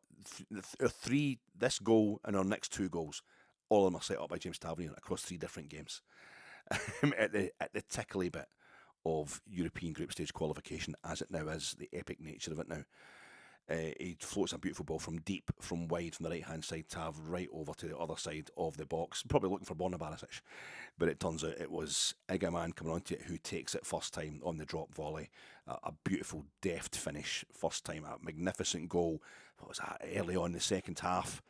Probably 55 minutes. We're 1-0 up. The place is going crazy. Spurs equalise through Kalashnikov, that fella, the kind of ginger-looking striker they've got. He scores 70-odd minutes. I still think Jack Butland could have done better with it.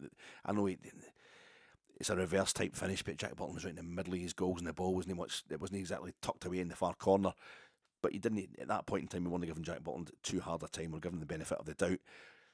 It's an equaliser, but it could have gone either way. Mostly it could have gone Rangers' way. Dessers has a chance towards the end, which Fraser Foster does really well to save. At the time, I thought Dessers had just missed it. Turned out it was a great save by Foster, but you come away slightly frustrated that we haven't won the game, but you're in, bonus territory really by this point in time.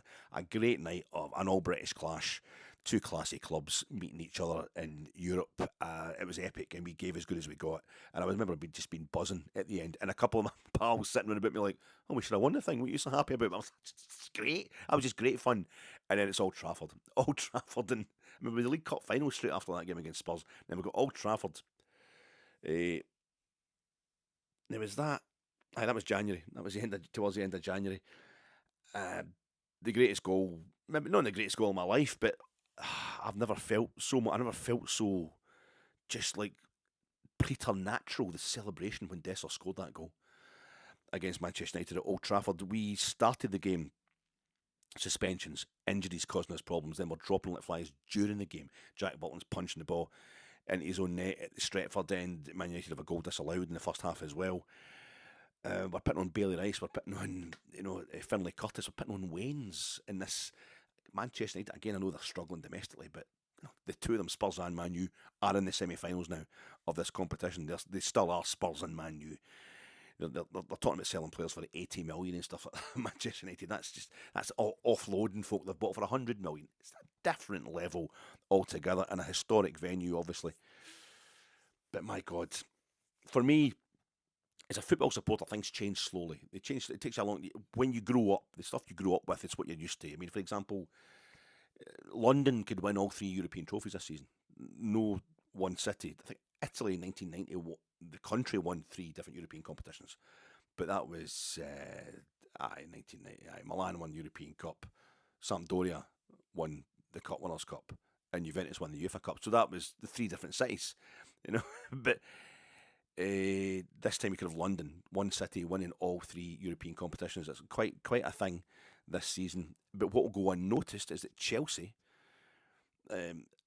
will become the first club to win all 4 European club competitions if they win the Conference League. 4 completely distinctly different European competitions. Somebody has to do it. Fiorentina are already the first club to get to the final of 4 different European club competitions, and they keep getting to the Conference League final. But Chelsea can win it. And if they beat Fiorentina, that will mean Fiorentina have lost to West Ham and Chelsea in the final. They will go on and be the first club to have won 4 completely different European club competitions. An amazing thing, but I'm still getting used to the fact that Chelsea are in the top flight of English football. When you're born, that's when you're... For me, Chelsea are still, electric fencing around the perimeter at Stamford Bridge, Pat Nevin, and getting promoted for the second division into top flight. They're still a bit of a yo-yo team. That's the Chelsea I grew up with. And London was never threatening the European Cup. It was Liverpool, it was Manchester, it was Nottingham, it was Birmingham, Aston Villa in 82. London was just never able to do anything in Europe, at the top end of Europe. So somehow it's kind of sneaked in, even though it's been happening for about 20 years.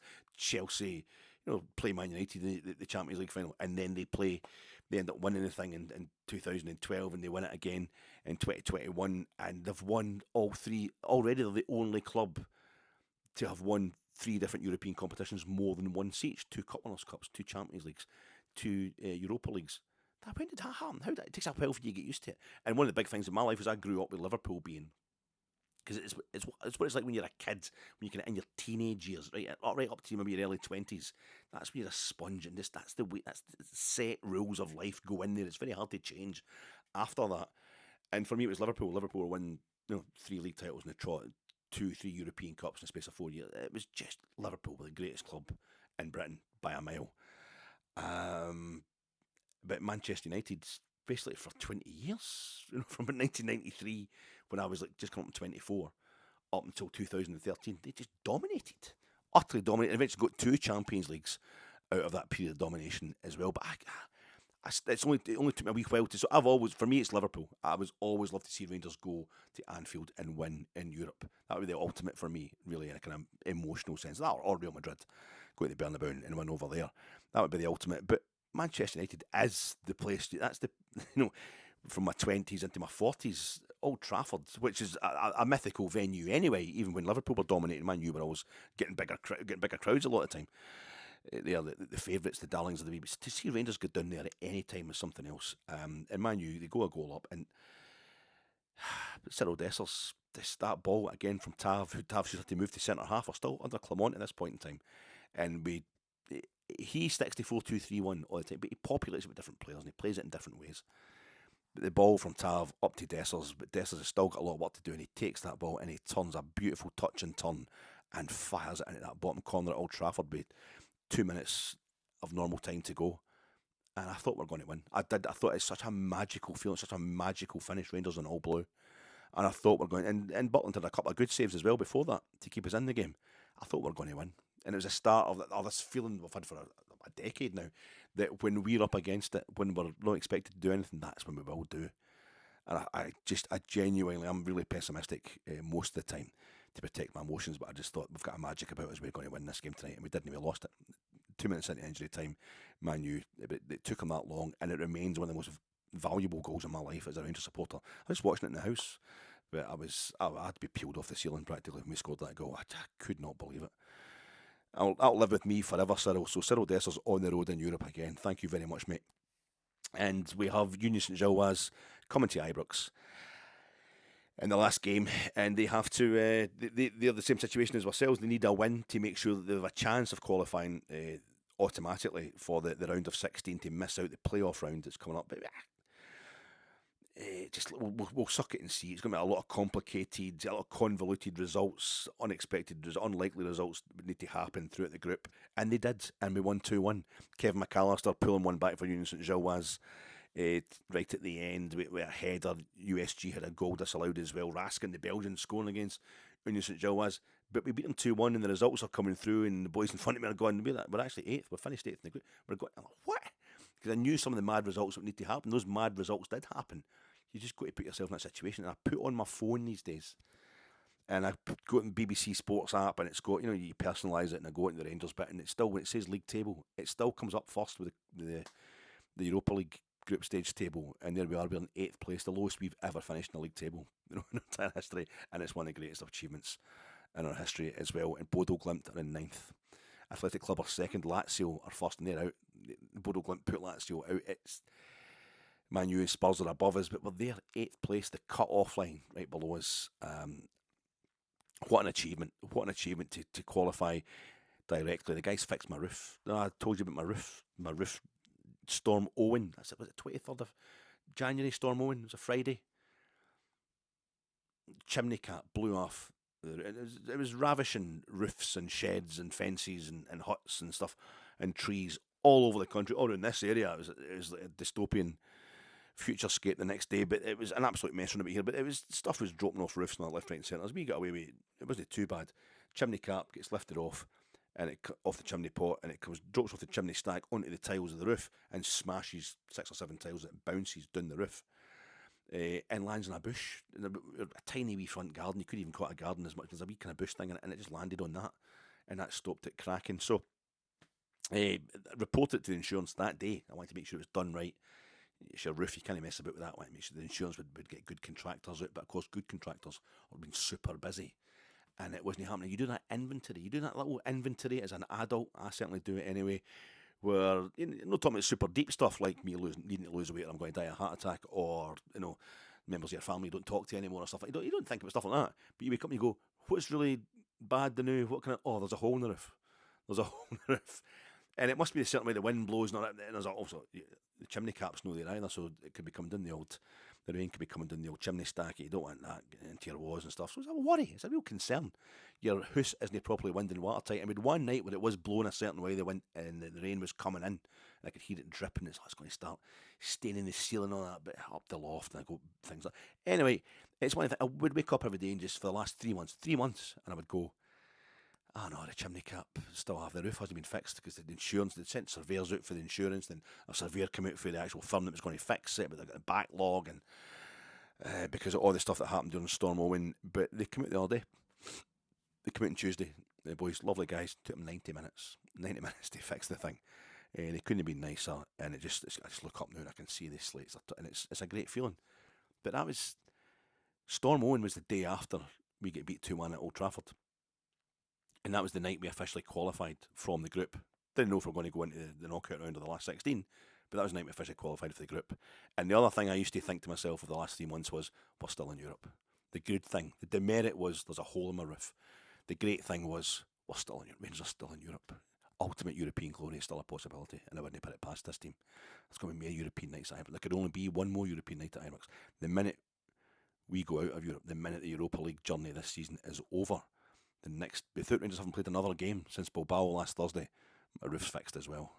It's just like the weekend after we get beat off Queen's Park in the Scottish Cup, and it's all. But even then, I stood outside Ibrox in the post-match reaction pod for that one, and all I could say was, that is a sacking offence. That is a sacking offence. Losing to a lower league side at home for the first time in our history, that is a sacking offence. I couldn't yet say Clement should be sacked. I just knew I couldn't argue if he was, because I couldn't help thinking to myself, Eintracht Frankfurt, no, Lolly and a few other folk that are good enough to get in touch in the comments section in this podcast of mine, in the YouTube page, a comment section. I've been saying the parallels between us this season and Eintracht Frankfurt in 2021, 2022. When we get put out of the Scottish Cup by Queen's Park, all I could think was Waldorf Mannheim.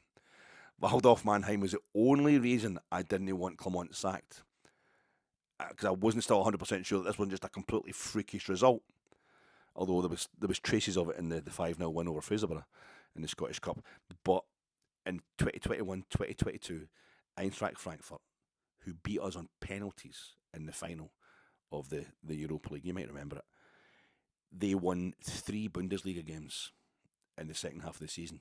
After the new year, they won 3 matches in the Bundesliga. They finished 11th in the 18-team Bundesliga.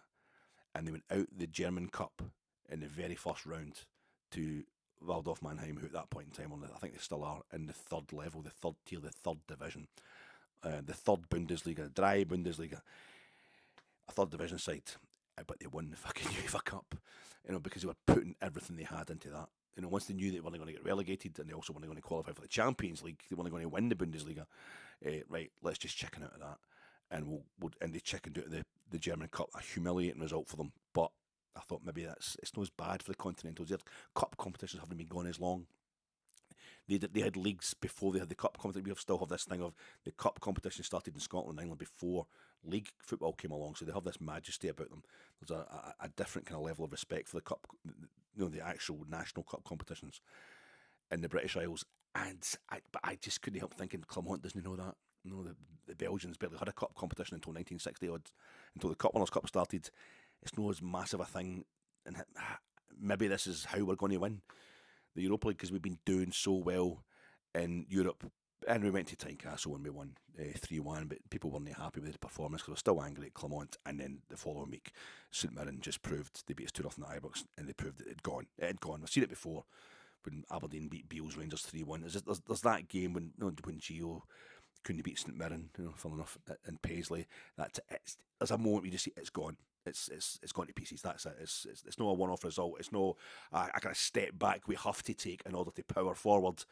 It's just gone. It's done. And Clement had to go. And Barry Ferguson comes in, and his first opponent is Jose Mourinho, a European expert, a guy who's won the Champions League with Porto and Inter. And you're thinking, he's never going to be able to cope with this. And he did. He put him out. And it was we go over to Istanbul, which is actually like going to Greece, Turkey. It's just a massively oppressive atmosphere over there. It's always mental. Whoever you're playing one of the big 3 from Istanbul. We're on the Asian side of Istanbul, the Asian side of the Bosphorus. And we win 3-1, going on 5-1. The 2 goals that were ruled offside were offside. I don't care if it's by a fingernail. It's offside. It's a rule. It's supposed to be pedantic. It was measured. You've got to take the word for it. The 2 goals were ruled off for offside. That's fine. Man United had a goal disallowed against us.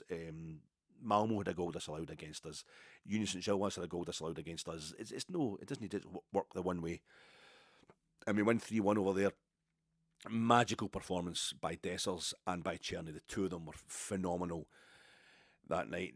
Czerny getting a couple of the goals. Dessers had the ball in the net 3 times, but only one of them counted. We fought and we picked them off in the break, and we looked like the more savvy team against Jose Mourinho, who comes to Ibrox, and I think this is Look, they've got that Make Rangers Great Again Tifo, or the banner that went up at one of the games, maybe against Spurs, one of you, and I'm like, no. Even joking, don't let's start getting the Trump memes in, because I know there's a body of people at iBooks that maybe believe all that kind of, if you've got autism, you're woke kind of thing. It's that nutcase stuff. Let's not even joke about that. Let's keep that away from us. But the atmosphere that night was phenomenal, and that's what helped Rangers play so fantastically. It's a bit like Rangers themselves. We've got players like Raskin, phenomenal against Celtic at Ibrox, against Spurs that night. Let's build the whole team around him. Oh, he's faded away a bit. He's not actually playing as well as he was. There's been nobody. Igaman, let's build a team around Igaman. He's the new Miraculous, but he's got more control. He's different class. We're going to sell him for 40 million. Oh, we've had to play him at number 10. It's not quite working. Let's just drop him for a while. Czerny's, he wants a break. He wants to take a break and all that. Can't let him. No one player has been all brilliant or all bad for Rangers this season, and yet I feel that it's the same with supporters. And that night against Fenerbahce, the stupid Tifo, and with the Tifo was fantastic, but during the start of the second half was that kind of anti-immigration, which is all sorts of wrong. It's kind of white muftis that comes from. That's your Tommy Robinsons, that's your Nigel Farages, that's all these nutters that are into that stuff. It was wrong, and I didn't even know what it was at the time. As I say, I'm kind of square on, mate, so I couldn't even make out the writing. Didn't even make much sense, the banner, but that's no defence, because what were you wanting to say? Why did you put it up if it doesn't make any sense? You know what it was supposed to mean, and we don't want that shit around it. We fought the Nazis. That's why we have Remembrance Sunday. That's why we commemorate the armed services. We don't encourage the bastards. So that was bad. But simultaneously, the same night as some of the Union better, some of the boys, young fellas, don't know what's happening. There's a lot of toxic masculinity is a big thing just now. A lot of young daft boys put up a stupid banner that could get the Copland Road shut. It's also the night that the Copland Road properly becomes the Rangers end again. And that was Johnny McFarlane of Rangers Review who said that the following day, and I just thought, yeah, that's correct. It was magical. We sucked those penalties over the bar into Butland's hands. Butland was fantastic in the penalty shootout, but Ibrox in general that night, we go 2-0 down, and we've thrown away the 2-goal lead we built up in the first leg. But we know, it's not just a cliche, first leg, it is only half time. We've gone so far, so often in Europe over the last decade, the last 7-8 years, Rangers, that the support is as European savvy as our team keeps being. We weren't angry at Rangers for chucking the 2-goal lead. We knew this could happen. We knew what kind of players Fenerbahce had. We certainly knew about their manager. This was a possibility. We kept the heat. We kept the faith. Whoa. And we supported our team. And it got to the penalty shootout, and it turned into one of the greatest nights ever. We get beat 2-0 at home, and it's one of the greatest nights ever because the penalty shootout with Jack Butland was a hero. Just a bona fide hero. And the noise centering at the Copland Road stand, the old Rangers end, was the new Rangers end. It had been refreshed. It took too long to get it refreshed during the summer, and away we went. It was phenomenal. It was magical. It was a tremendous night, and we went through. And well, we know what happened against Athletic Club. We got into the quarter final. I'm not going to review that again, but that was our European season. And going along to the game against Athletic Club at Ibrox 2 weeks ago, I had this urge, the High Court or Supreme Court rulings and all that kind of crap. I'm not. You can't have women. Just need women's rights. But the people who are pushing this, no, that's not what they're at. They'll be having women. You're only a woman if you wear pink. It's going to keep going. They're anti-abortion and all that kind of stuff. They're not any great defenders of women. They want women in. They just want the world sorted out, put into very simplistic. But people can't cope with complexity. They can't cope with complexity. My name's Alec Anderson. Baby, can I dress you? Help you pick out your clothes before we go out. Listen, girl, I ain't saying you're helpless. Just sometimes, those are the things that being in love's about.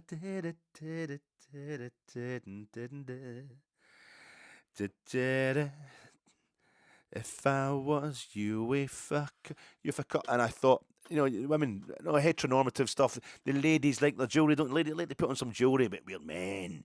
Man, we don't put on jewellery, except, I've got my wee jewellery box here. It's got a queen in front of it. Wearing all very, very camp outfits. It's English breakfast tea. It's a tin of English. Folk get me these things. Oh, you're staunch. I'll get you something staunch. It's a present for my holidays. But I've got my little jewellery box full of the little bits of jewellery that we wear. What have I got? I'm holding more stuff up to the screen. It's going to make even less sense now because the video has gone totally out of sync at this point in time. That's my Euro 2020 key ring fob that broke off because UEFA are crap. Here we go. Schalke 04. That's a lovely Schalke 04 pin badge that I got at Murrayfield when Schalke 04 played Hearts in the old UEFA Cup group stages, because I'd never seen Schalke 1997 UEFA Cup winners in the flesh. That's a beautiful. I don't know quite who this is. I need to look it up. It might be Dnipropetrovsk. I'm not sure. I got this Euro 96 qualifier outside Hampden. Scotland playing Russia. I long to see that. Andrew Konchelski's playing for Russia. And it was two guys that were literally, two Russians that were standing there, literally, they each had a bottle of vodka in their hand. They were drinking straight out bottles of vodka while holding up all these different pin badges, and that was the one that looked most Soviet as far as I was concerned. I think 1985, did Dnieper win the Soviet Cup in 85? It's got the old CCCP thing on it. So I got that. That's good. And I've got, I've got a whole lot of stuff in here. There's this is one for the Cup Winners' Cup final in 1999. Sevilla, Lazio and Real Mallorca, Villa Park, 1999. That's I got a badge in there, but I don't really wear them. But I had this sudden urge to wear this. That's it there, wee pin badge. I had this sudden. I just thought I'd like to put that on. I didn't do it. I fought the urge. You can't. It's so beautifully crafted. It's the UEFA Cup. I've got an image of the UEFA Cup trophy. I've got it somewhere. And I got it from the San Siro. I went to see Inter against Milan, the Derby della Madonnina, the Milan derby at the San Siro in December 1994, when Inter were the holders of the UEFA Cup and Milan were the holders of the European Cup. And the 1994 Cup Winners' Cup did not go to Italy. Who won a Cup Winners' Cup in 1994? Oh, it was Arsenal. Fun enough. Arsenal beat Parma in the final in Copenhagen, but it was one city, both the major European trophies, both the big European trophies at that point in time. And I got this little badge outside the San Siro, and it's got, again, I'm holding it up to the camera, it does have a tiny Inter crest on it, which I'll just pretend is the UEFA crest. And it's so wee that nobody's going to come and go, oh, like, why are you getting an Inter badge on? They'll just see that shape, that classic outline of the Europa League trophy, which is the UEFA Cup trophy, which was designed by Silvio Gazzaniga. Silvio Gazzaniga of the Bertone Company, and it was 1971. It was 1971, and the UEFA deny that the Fairs Cup is part of the Fairs Cup went from 1955 up to 1970, 71, and 71, 72 it became the UEFA Cup. And they changed the trophy. The old trophies, the Fairs Cup trophy is held by Barcelona, who beat Leeds United, the last holders, in a playoff for it. To retain it, it's in the Barcelona trophy room. Now, God knows what it is just now, because Barcelona, the new camp's been rebuilt. But it was designed by Silvio Gazzaniga, the UEFA Cup. And I had to get it made in 1971 for the 71-72 UEFA Cup was the first season of the UEFA Cup. And he's like, 33 pounds in weight, and the yellow marble, all that kind of stuff, 26 inches tall. It's a beautiful trophy. The contract, it went out from UEFA, and they pitched for it, the Bertone Company, and the Bertone Company are based in Milan, where I got that little badge. Is it the Sforza Castle, the Sforza Castle? The Sforzas are the big, the ancient family from Milan, the kind of dynasty there, but I think they're actually based in there, the firm itself. But they pitched for it, they put the design in, and they got the contract, and it was awarded to them by Stanley Rouse. Sorry, that's the World Cup. That's the FIFA World Cup trophy. Stanley Rouse was the chairman of the committee who ran the Fairs Cup. It was a FIFA committee or FIFA subcommittee. That's why UEFA never include the Fairs Cup in the history of the UEFA Cup and the Europa League, but they should. You're telling Newcastle they haven't won a trophy, haven't won a European trophy, but they got in Silvio Gazzaniga to invent a new trophy, and Silvio Gazzaniga had also that same year, 1971. I'm telling about things. Takes a while for things to change as an adult that you grew up with, knowing about football. Guys of my age, you'll remember Brazil were the only team that won the World Cup 3 times. When I was young, Brazil were the only team that won the World Cup 3 times. And we knew that, particularly because in 1970, Brazil in 1970, arguably the greatest team of all time, they got to keep the Jules Rimet trophy. They got to keep the World Cup, which they then lost. But they got to keep the first World Cup trophy, which was called the Jules Rimet Trophy, so they needed someone to make a new one. And FIFA, it was Stanley Rouse, put it out to tender, and it was Silvio Gazzaniga. They got it. The guy who ran the Fairs Cup gives Silvio Gazzaniga the contract to make the new World Cup, which is called the FIFA World Cup. The tournament's called the FIFA, it's confusing. They've done the same with the Uefa Cup and the Europa League.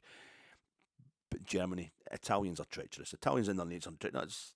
It's too brute. It started there, treachery, and the idea was that Brazil got to keep the Jules Rimet after winning it 3 times. Germany are the only country to have won the FIFA World Cup, the current trophy, 3 times. Silvio, and they won it for the 3rd time, or the 4th time in their history. They won the World Cup. The 3rd time they won that trophy was in Brazil in 2014. They haven't been allowed to keep it. So Silvio Gazzaniga, a trophy laced in treachery, and I feel as if the UEFA Cup, the Europa League, might have betrayed us in the fact that we went out this season. I loved it. I didn't wear that badge. I don't have a pennant. I need something. Is it a conspiracy? This whole thing about, I was giving it Athletic Club Bilbao, even before I knew who we were going to get Athletic Club Bilbao in the knockout stages, when this tournament was first put together, when I realised we were in the Europa League. I was like, Athletic Club Bilbao are destined to win this. They're going to host the final. They're going to become the first Basque club to win it. They're really good just these days. They're going to win it. It's funny how that doesn't matter a shit when they have actually beat you, when you go through the actual process of losing to them. I wasn't thinking, I've been proved right there. Because first of all, it wasn't a brave guess. And secondly, it's just, I don't know if they are just, they're very impressive, very, very impressive. But I don't know if they're actually overrated Athletic Club, or I think it's more likely to be a case that they are like the Germany, or West Germany, the DFB from 1954 to 2014, who won 4 World Cups and 3 European Championships. But everybody, including Scotland, especially England, had all these stories about how they were really unlucky against them. It was a really close result. Yeah, because they're spreading the winning ability across entire tournaments, as opposed to putting it all into a 5 or 6 nothing win over you in the group stages. And that's why I think they ultimately stopped winning things, Germany, because they beat Brazil 7-1, and that was they went too far with that one. That wasn't in their oeuvre, that wasn't in their style. But they have, I don't know if Athletic Club are just like that. It's just they're winning. It's the overall results that count as opposed to their performance on the night.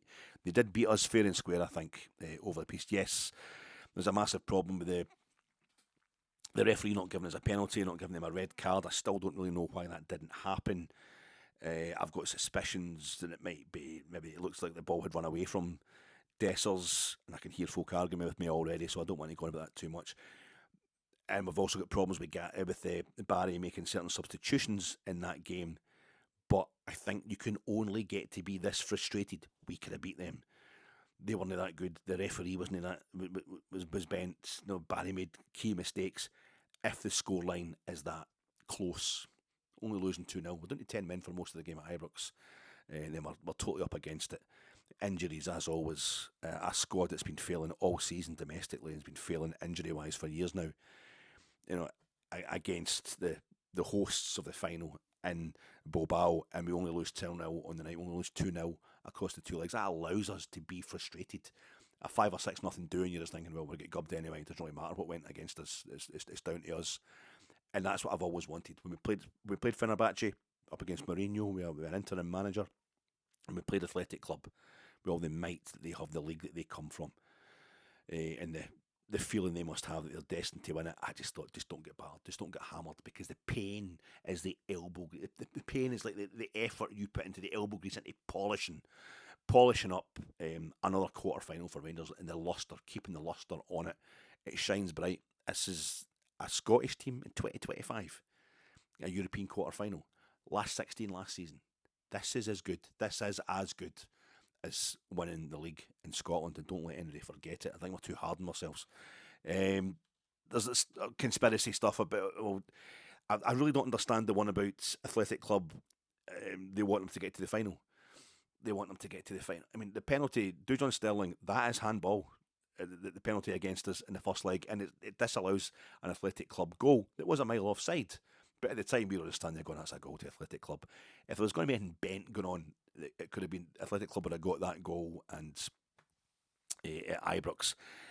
and the penalty would have been retaken or something like that. I don't see why people think there's a conspiracy from UEFA to get the host club to the final, because they don't make money that way.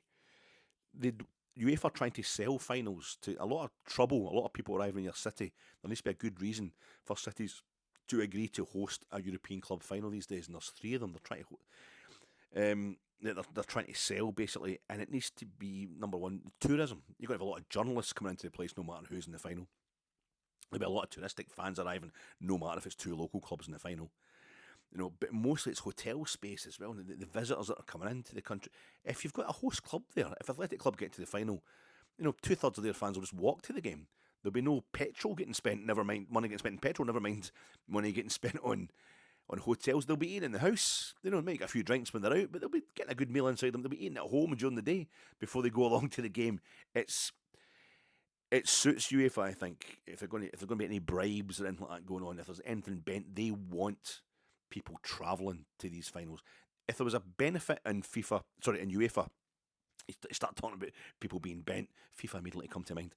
If there's any benefit to UEFA in the host club being in the final, they would have used the excuse of Manchester United playing Chelsea in Moscow, Chelsea playing Arsenal in Baku in the 2019 Europa League final, Real Madrid playing Valencia in the 2000 Champions League final in Paris, Inter meeting Lazio in the 1998 UEFA Cup final, the first UEFA Cup final that was on just a one-game final. They abandoned the home and away basis.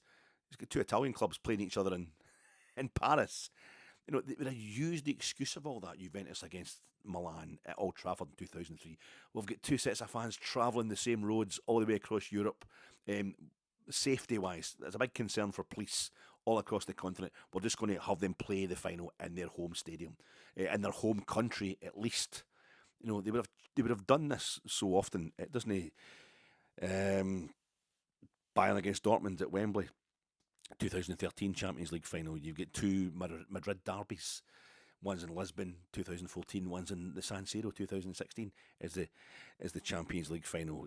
Spurs playing Liverpool in 2019 at Atletico Madrid's ground in the Champions League final. It's becoming more and more common for teams from the same country to meet in a European final. Braga played Porto.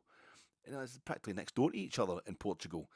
Just move the game to Lisbon. No, it's in Dublin. The final's due to be in Dublin. That's what it's going to be. They're not trying to get host teams to the final. It just doesn't suit them. I don't see why that would be a reason for UEFA to be bent at all.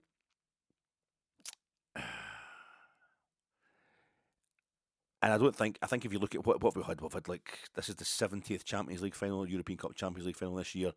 It's been, it was 3 years missed out because of the Fairs Cup. The first few Fairs Cups took a few seasons to sort out. So it's like 67 finals in the UEFA Cup, Fairs Cup, Europa League. So I call it 140. I call it 140 with the 3 Conference League finals we've had so far. And you've got 39 Cup Winners' Cup finals to add on top of that. So 180, 179. Oh no, 1 Cup Winners' Cup final, the one that we were in, that was 2 legs. So that's 138. But then you had all the, I think, 11 Fairs Cup finals were home and away. So that's 127. And then we had 72 to 98. Let's just call it like 100. Even just 100 European finals had been played at a one stadium venue, supposedly neutral. All I can think of anyway, in terms of the home team, the home club reaching the final, is Real Madrid playing Fiorentina in the 57 European Cup final and winning at the Bernabeu. Roma lost to Liverpool in the 1984 European Cup final at Stadio Olimpico in Rome. Inter beat Benfica in the 65 European Cup final at the San Siro. Sporting Club of Portugal lost the 2005 Europa League final, UEFA Cup final, to CSKA Moscow in the Jose Alvalade Sporting Club's home ground. Barcelona beat Standard Liège in the 1982 European Cup final. Juventus lost to Ferencváros in the 1965 Fairs Cup final. They lost to Ferencváros in the El Comunale. Feyenoord beat Dortmund in the 2002 UEFA Cup final in De Kuip. There's going to be a few more. There's probably a few more, but you're looking at barely, not even a dozen, not even 10.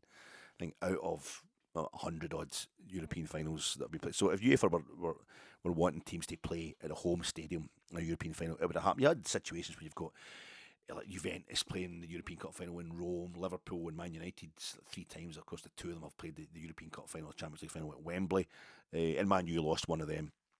Barcelona lost the Champions League final, the European Cup final to STEAUA Bucharest in Seville. You know, two great sides that have lost European finals in the Ramon Sanchez Pizjuan.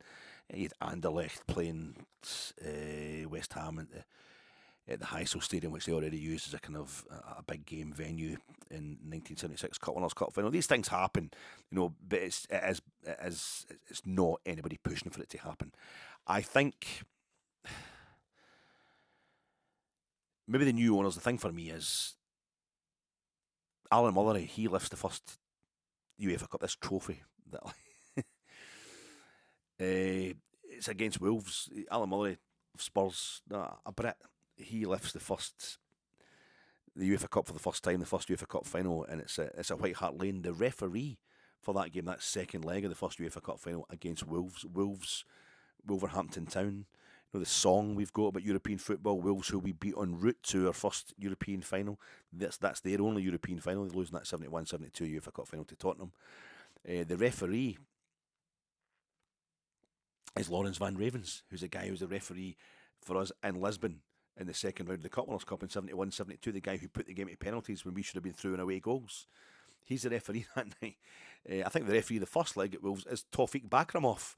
You know, the guy who basically won the World Cup for Azerbaijan, but then he's a Russian referee. He won the World Cup for England in '66 at Wembley by letting Jeff Hurst have that goal. Didn't go across the line. So there's just all sorts of connections with the UEFA Cup. This trophy is it's British. We're the ultimate British club. I think only Marseille and Benfica have lost the final of this trophy more often than us. They lost the final for this trophy more often. They've both, without ever winning it, they've both lost the final 3 times. And Benfica have got bigger things to worry about in the European. They've got an actual curse going on in terms of European finals, the Bela Gutmann curse. So they've got bigger fish to fry when it comes to curses, not being able to win a trophy. And Olympique Marseille, who lost the final in 1999 to Parma, 2018 in Lyon to Atletico Madrid. So that's another. And you know, Atletico Madrid and Athletic Club Bilbao played each other in a final. 2 Spanish clubs in Bucharest, the 2012 Europa League final. They don't try to get the host nation, the host team, into the final.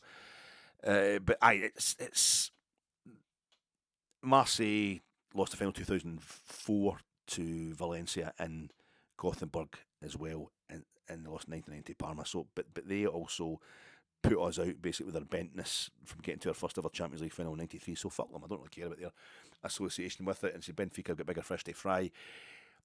Rangers have played 3 Cup Winners' Cup finals and won it once. When it was the Fairs Cup, only 4 Scottish clubs, no Scottish club reached the final. Hibs, Dundee, Kilmarnock and Rangers all got to the semi-finals. We beat Athletic Club Bilbao in the quarter-final, 68-69, to get to the semi-finals. That was the best any Scottish club did in the Fairs Cup days. And then when it became the UEFA Cup, Dundee United got to the final in 1987. That was the first time the Scottish club had reached any iteration of that final.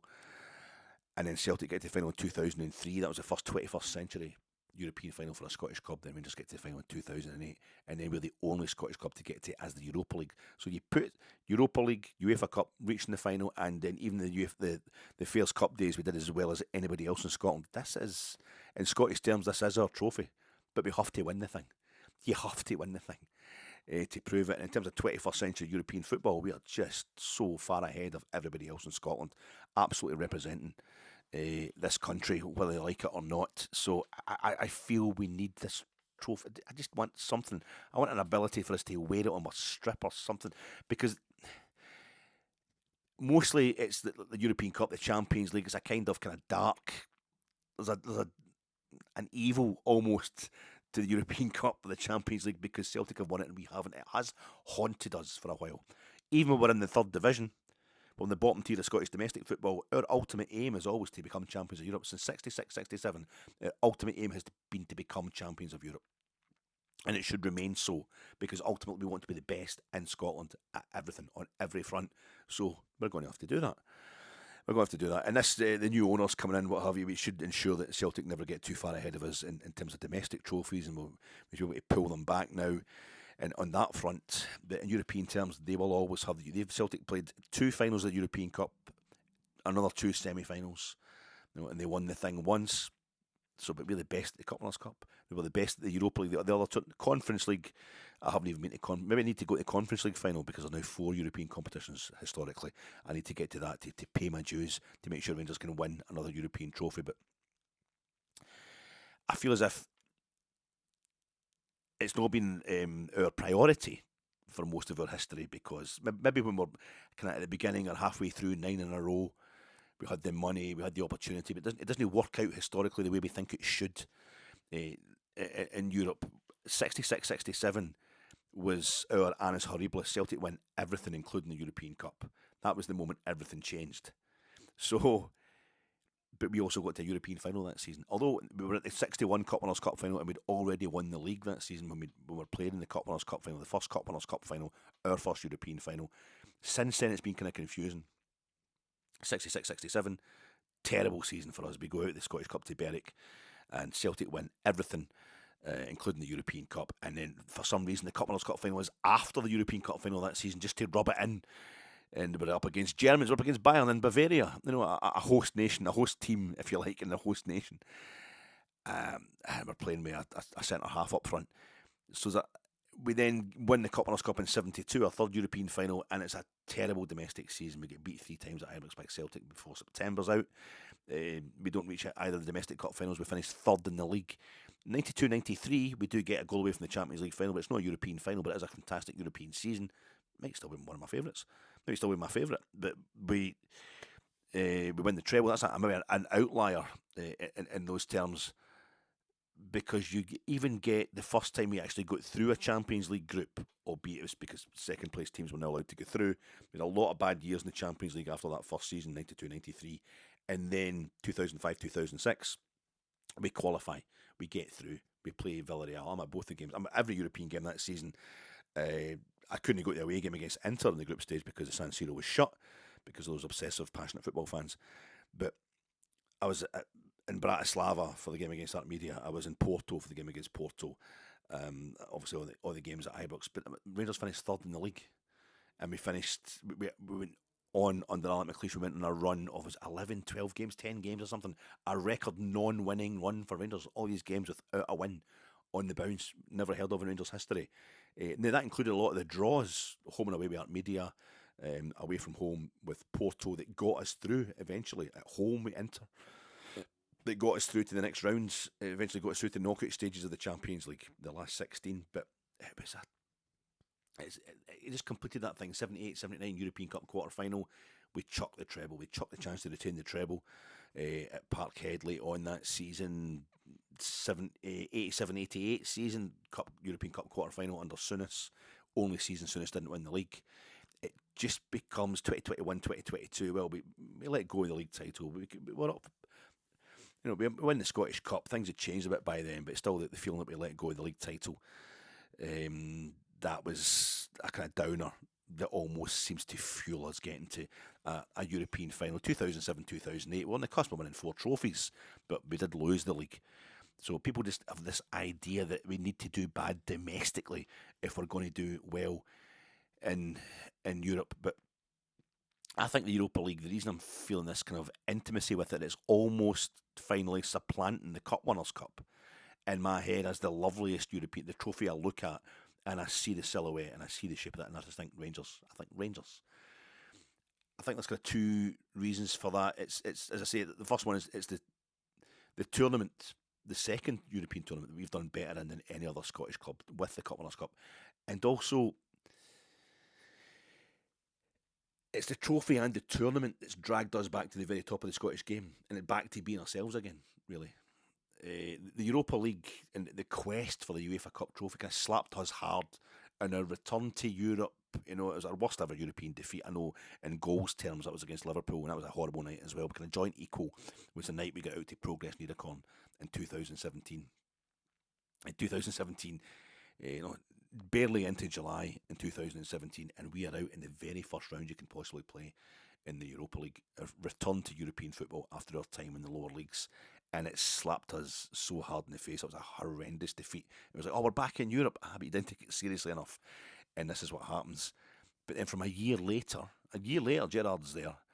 Steven Gerrard provided all the glory and the magic we needed to fuel ourselves financially and spiritually for the long climb from third in the top flight to top in the top flight to being Scottish champions again. And that was a lot harder a journey than getting from the fourth tier of Scottish football back into the top flight.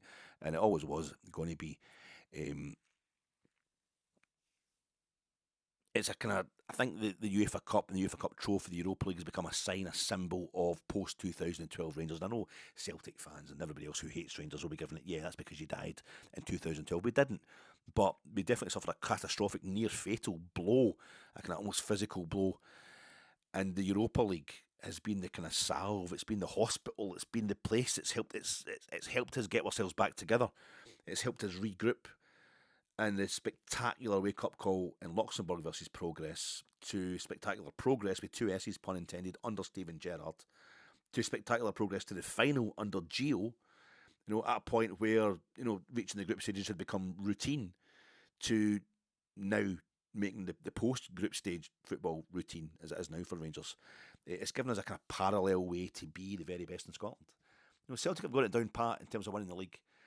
They had that 3 years without us in the top flight, 4 years without us in the top flight. It allowed them to get ahead of the game. They'd unfettered access to European football as well. It allowed them to bank the money, and they've got it down pat as they should have. And it's taken us a while to break that up. We got that league title in 2021, but I feel as if more than that, every kind of Gerrard just come in, a guy who hadn't won the league as a player, but had won the UEFA Cup and the Champions League.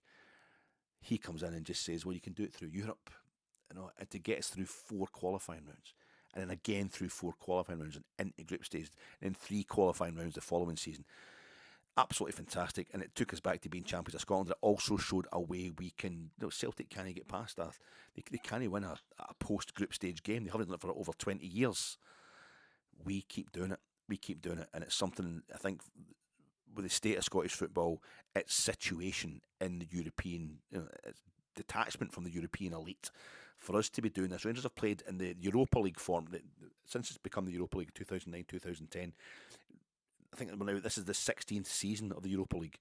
Rangers have played in 8 of those seasons at some stage, be it the very first round against Progress Nidacon. We get put out. You get up the results that we had against that first round of the 2017-18 Europa League.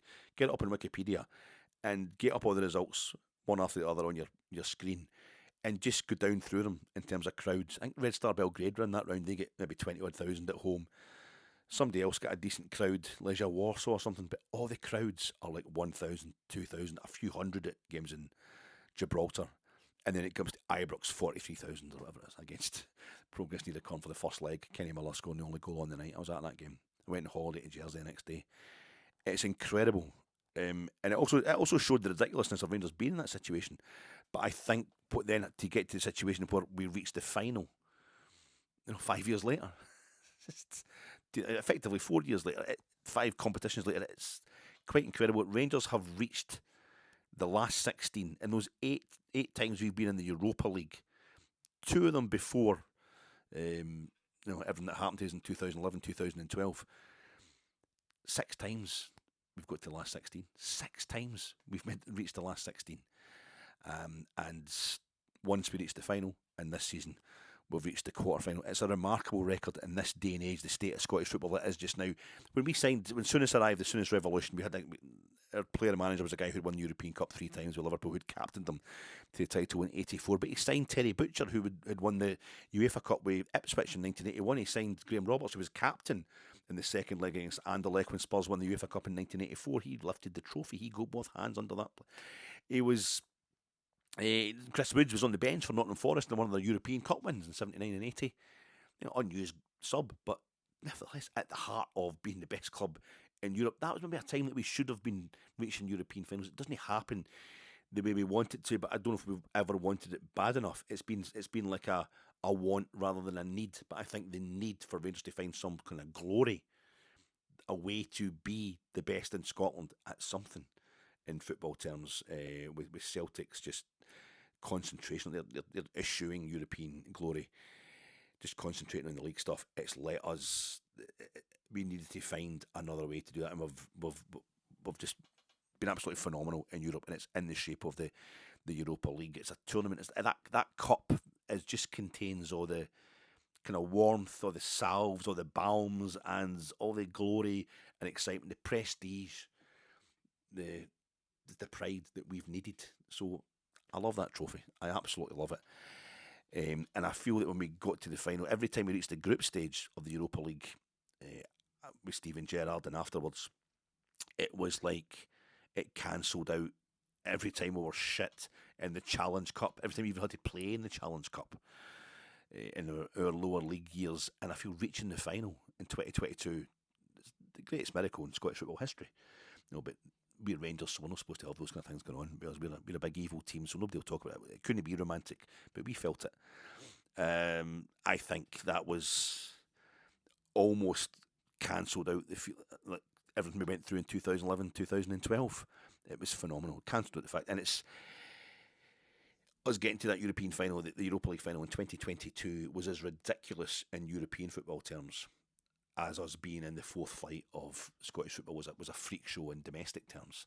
So it cancelled it out. So fans forum last night, whatever was being asked of the CEO and of Patrick Stewart and of everybody else, and it's now official where there's going to be a takeover. I don't know how it's going to go, but it seems to be the dream of proper investment to boost us, to get us back to where we should be ahead of time. I said it would be about 2032 under our own steam, unless we got American or Saudi money. Thank God it's American as opposed to Saudi. But yeah, it seems like it's going to happen. I just want to make sure that we haven't got to the stage where we've believed that Rangers have been achieving nothing. Make Rangers great again. But we're great at that point in time. European terms, we are great. It's not just through domestic stuff. It's going to be fucking annoying this weekend. It's going to be annoying Celtic win the treble. It should be annoying. That should always hurt us, But you shouldn't let kind of petty stuff get in the way of going for proper glory, and that's something Rangers have done through this trophy, the Europa League, the UEFA Cup, the UEFA Cup trophy. Aye, folks, that's the St Mirren.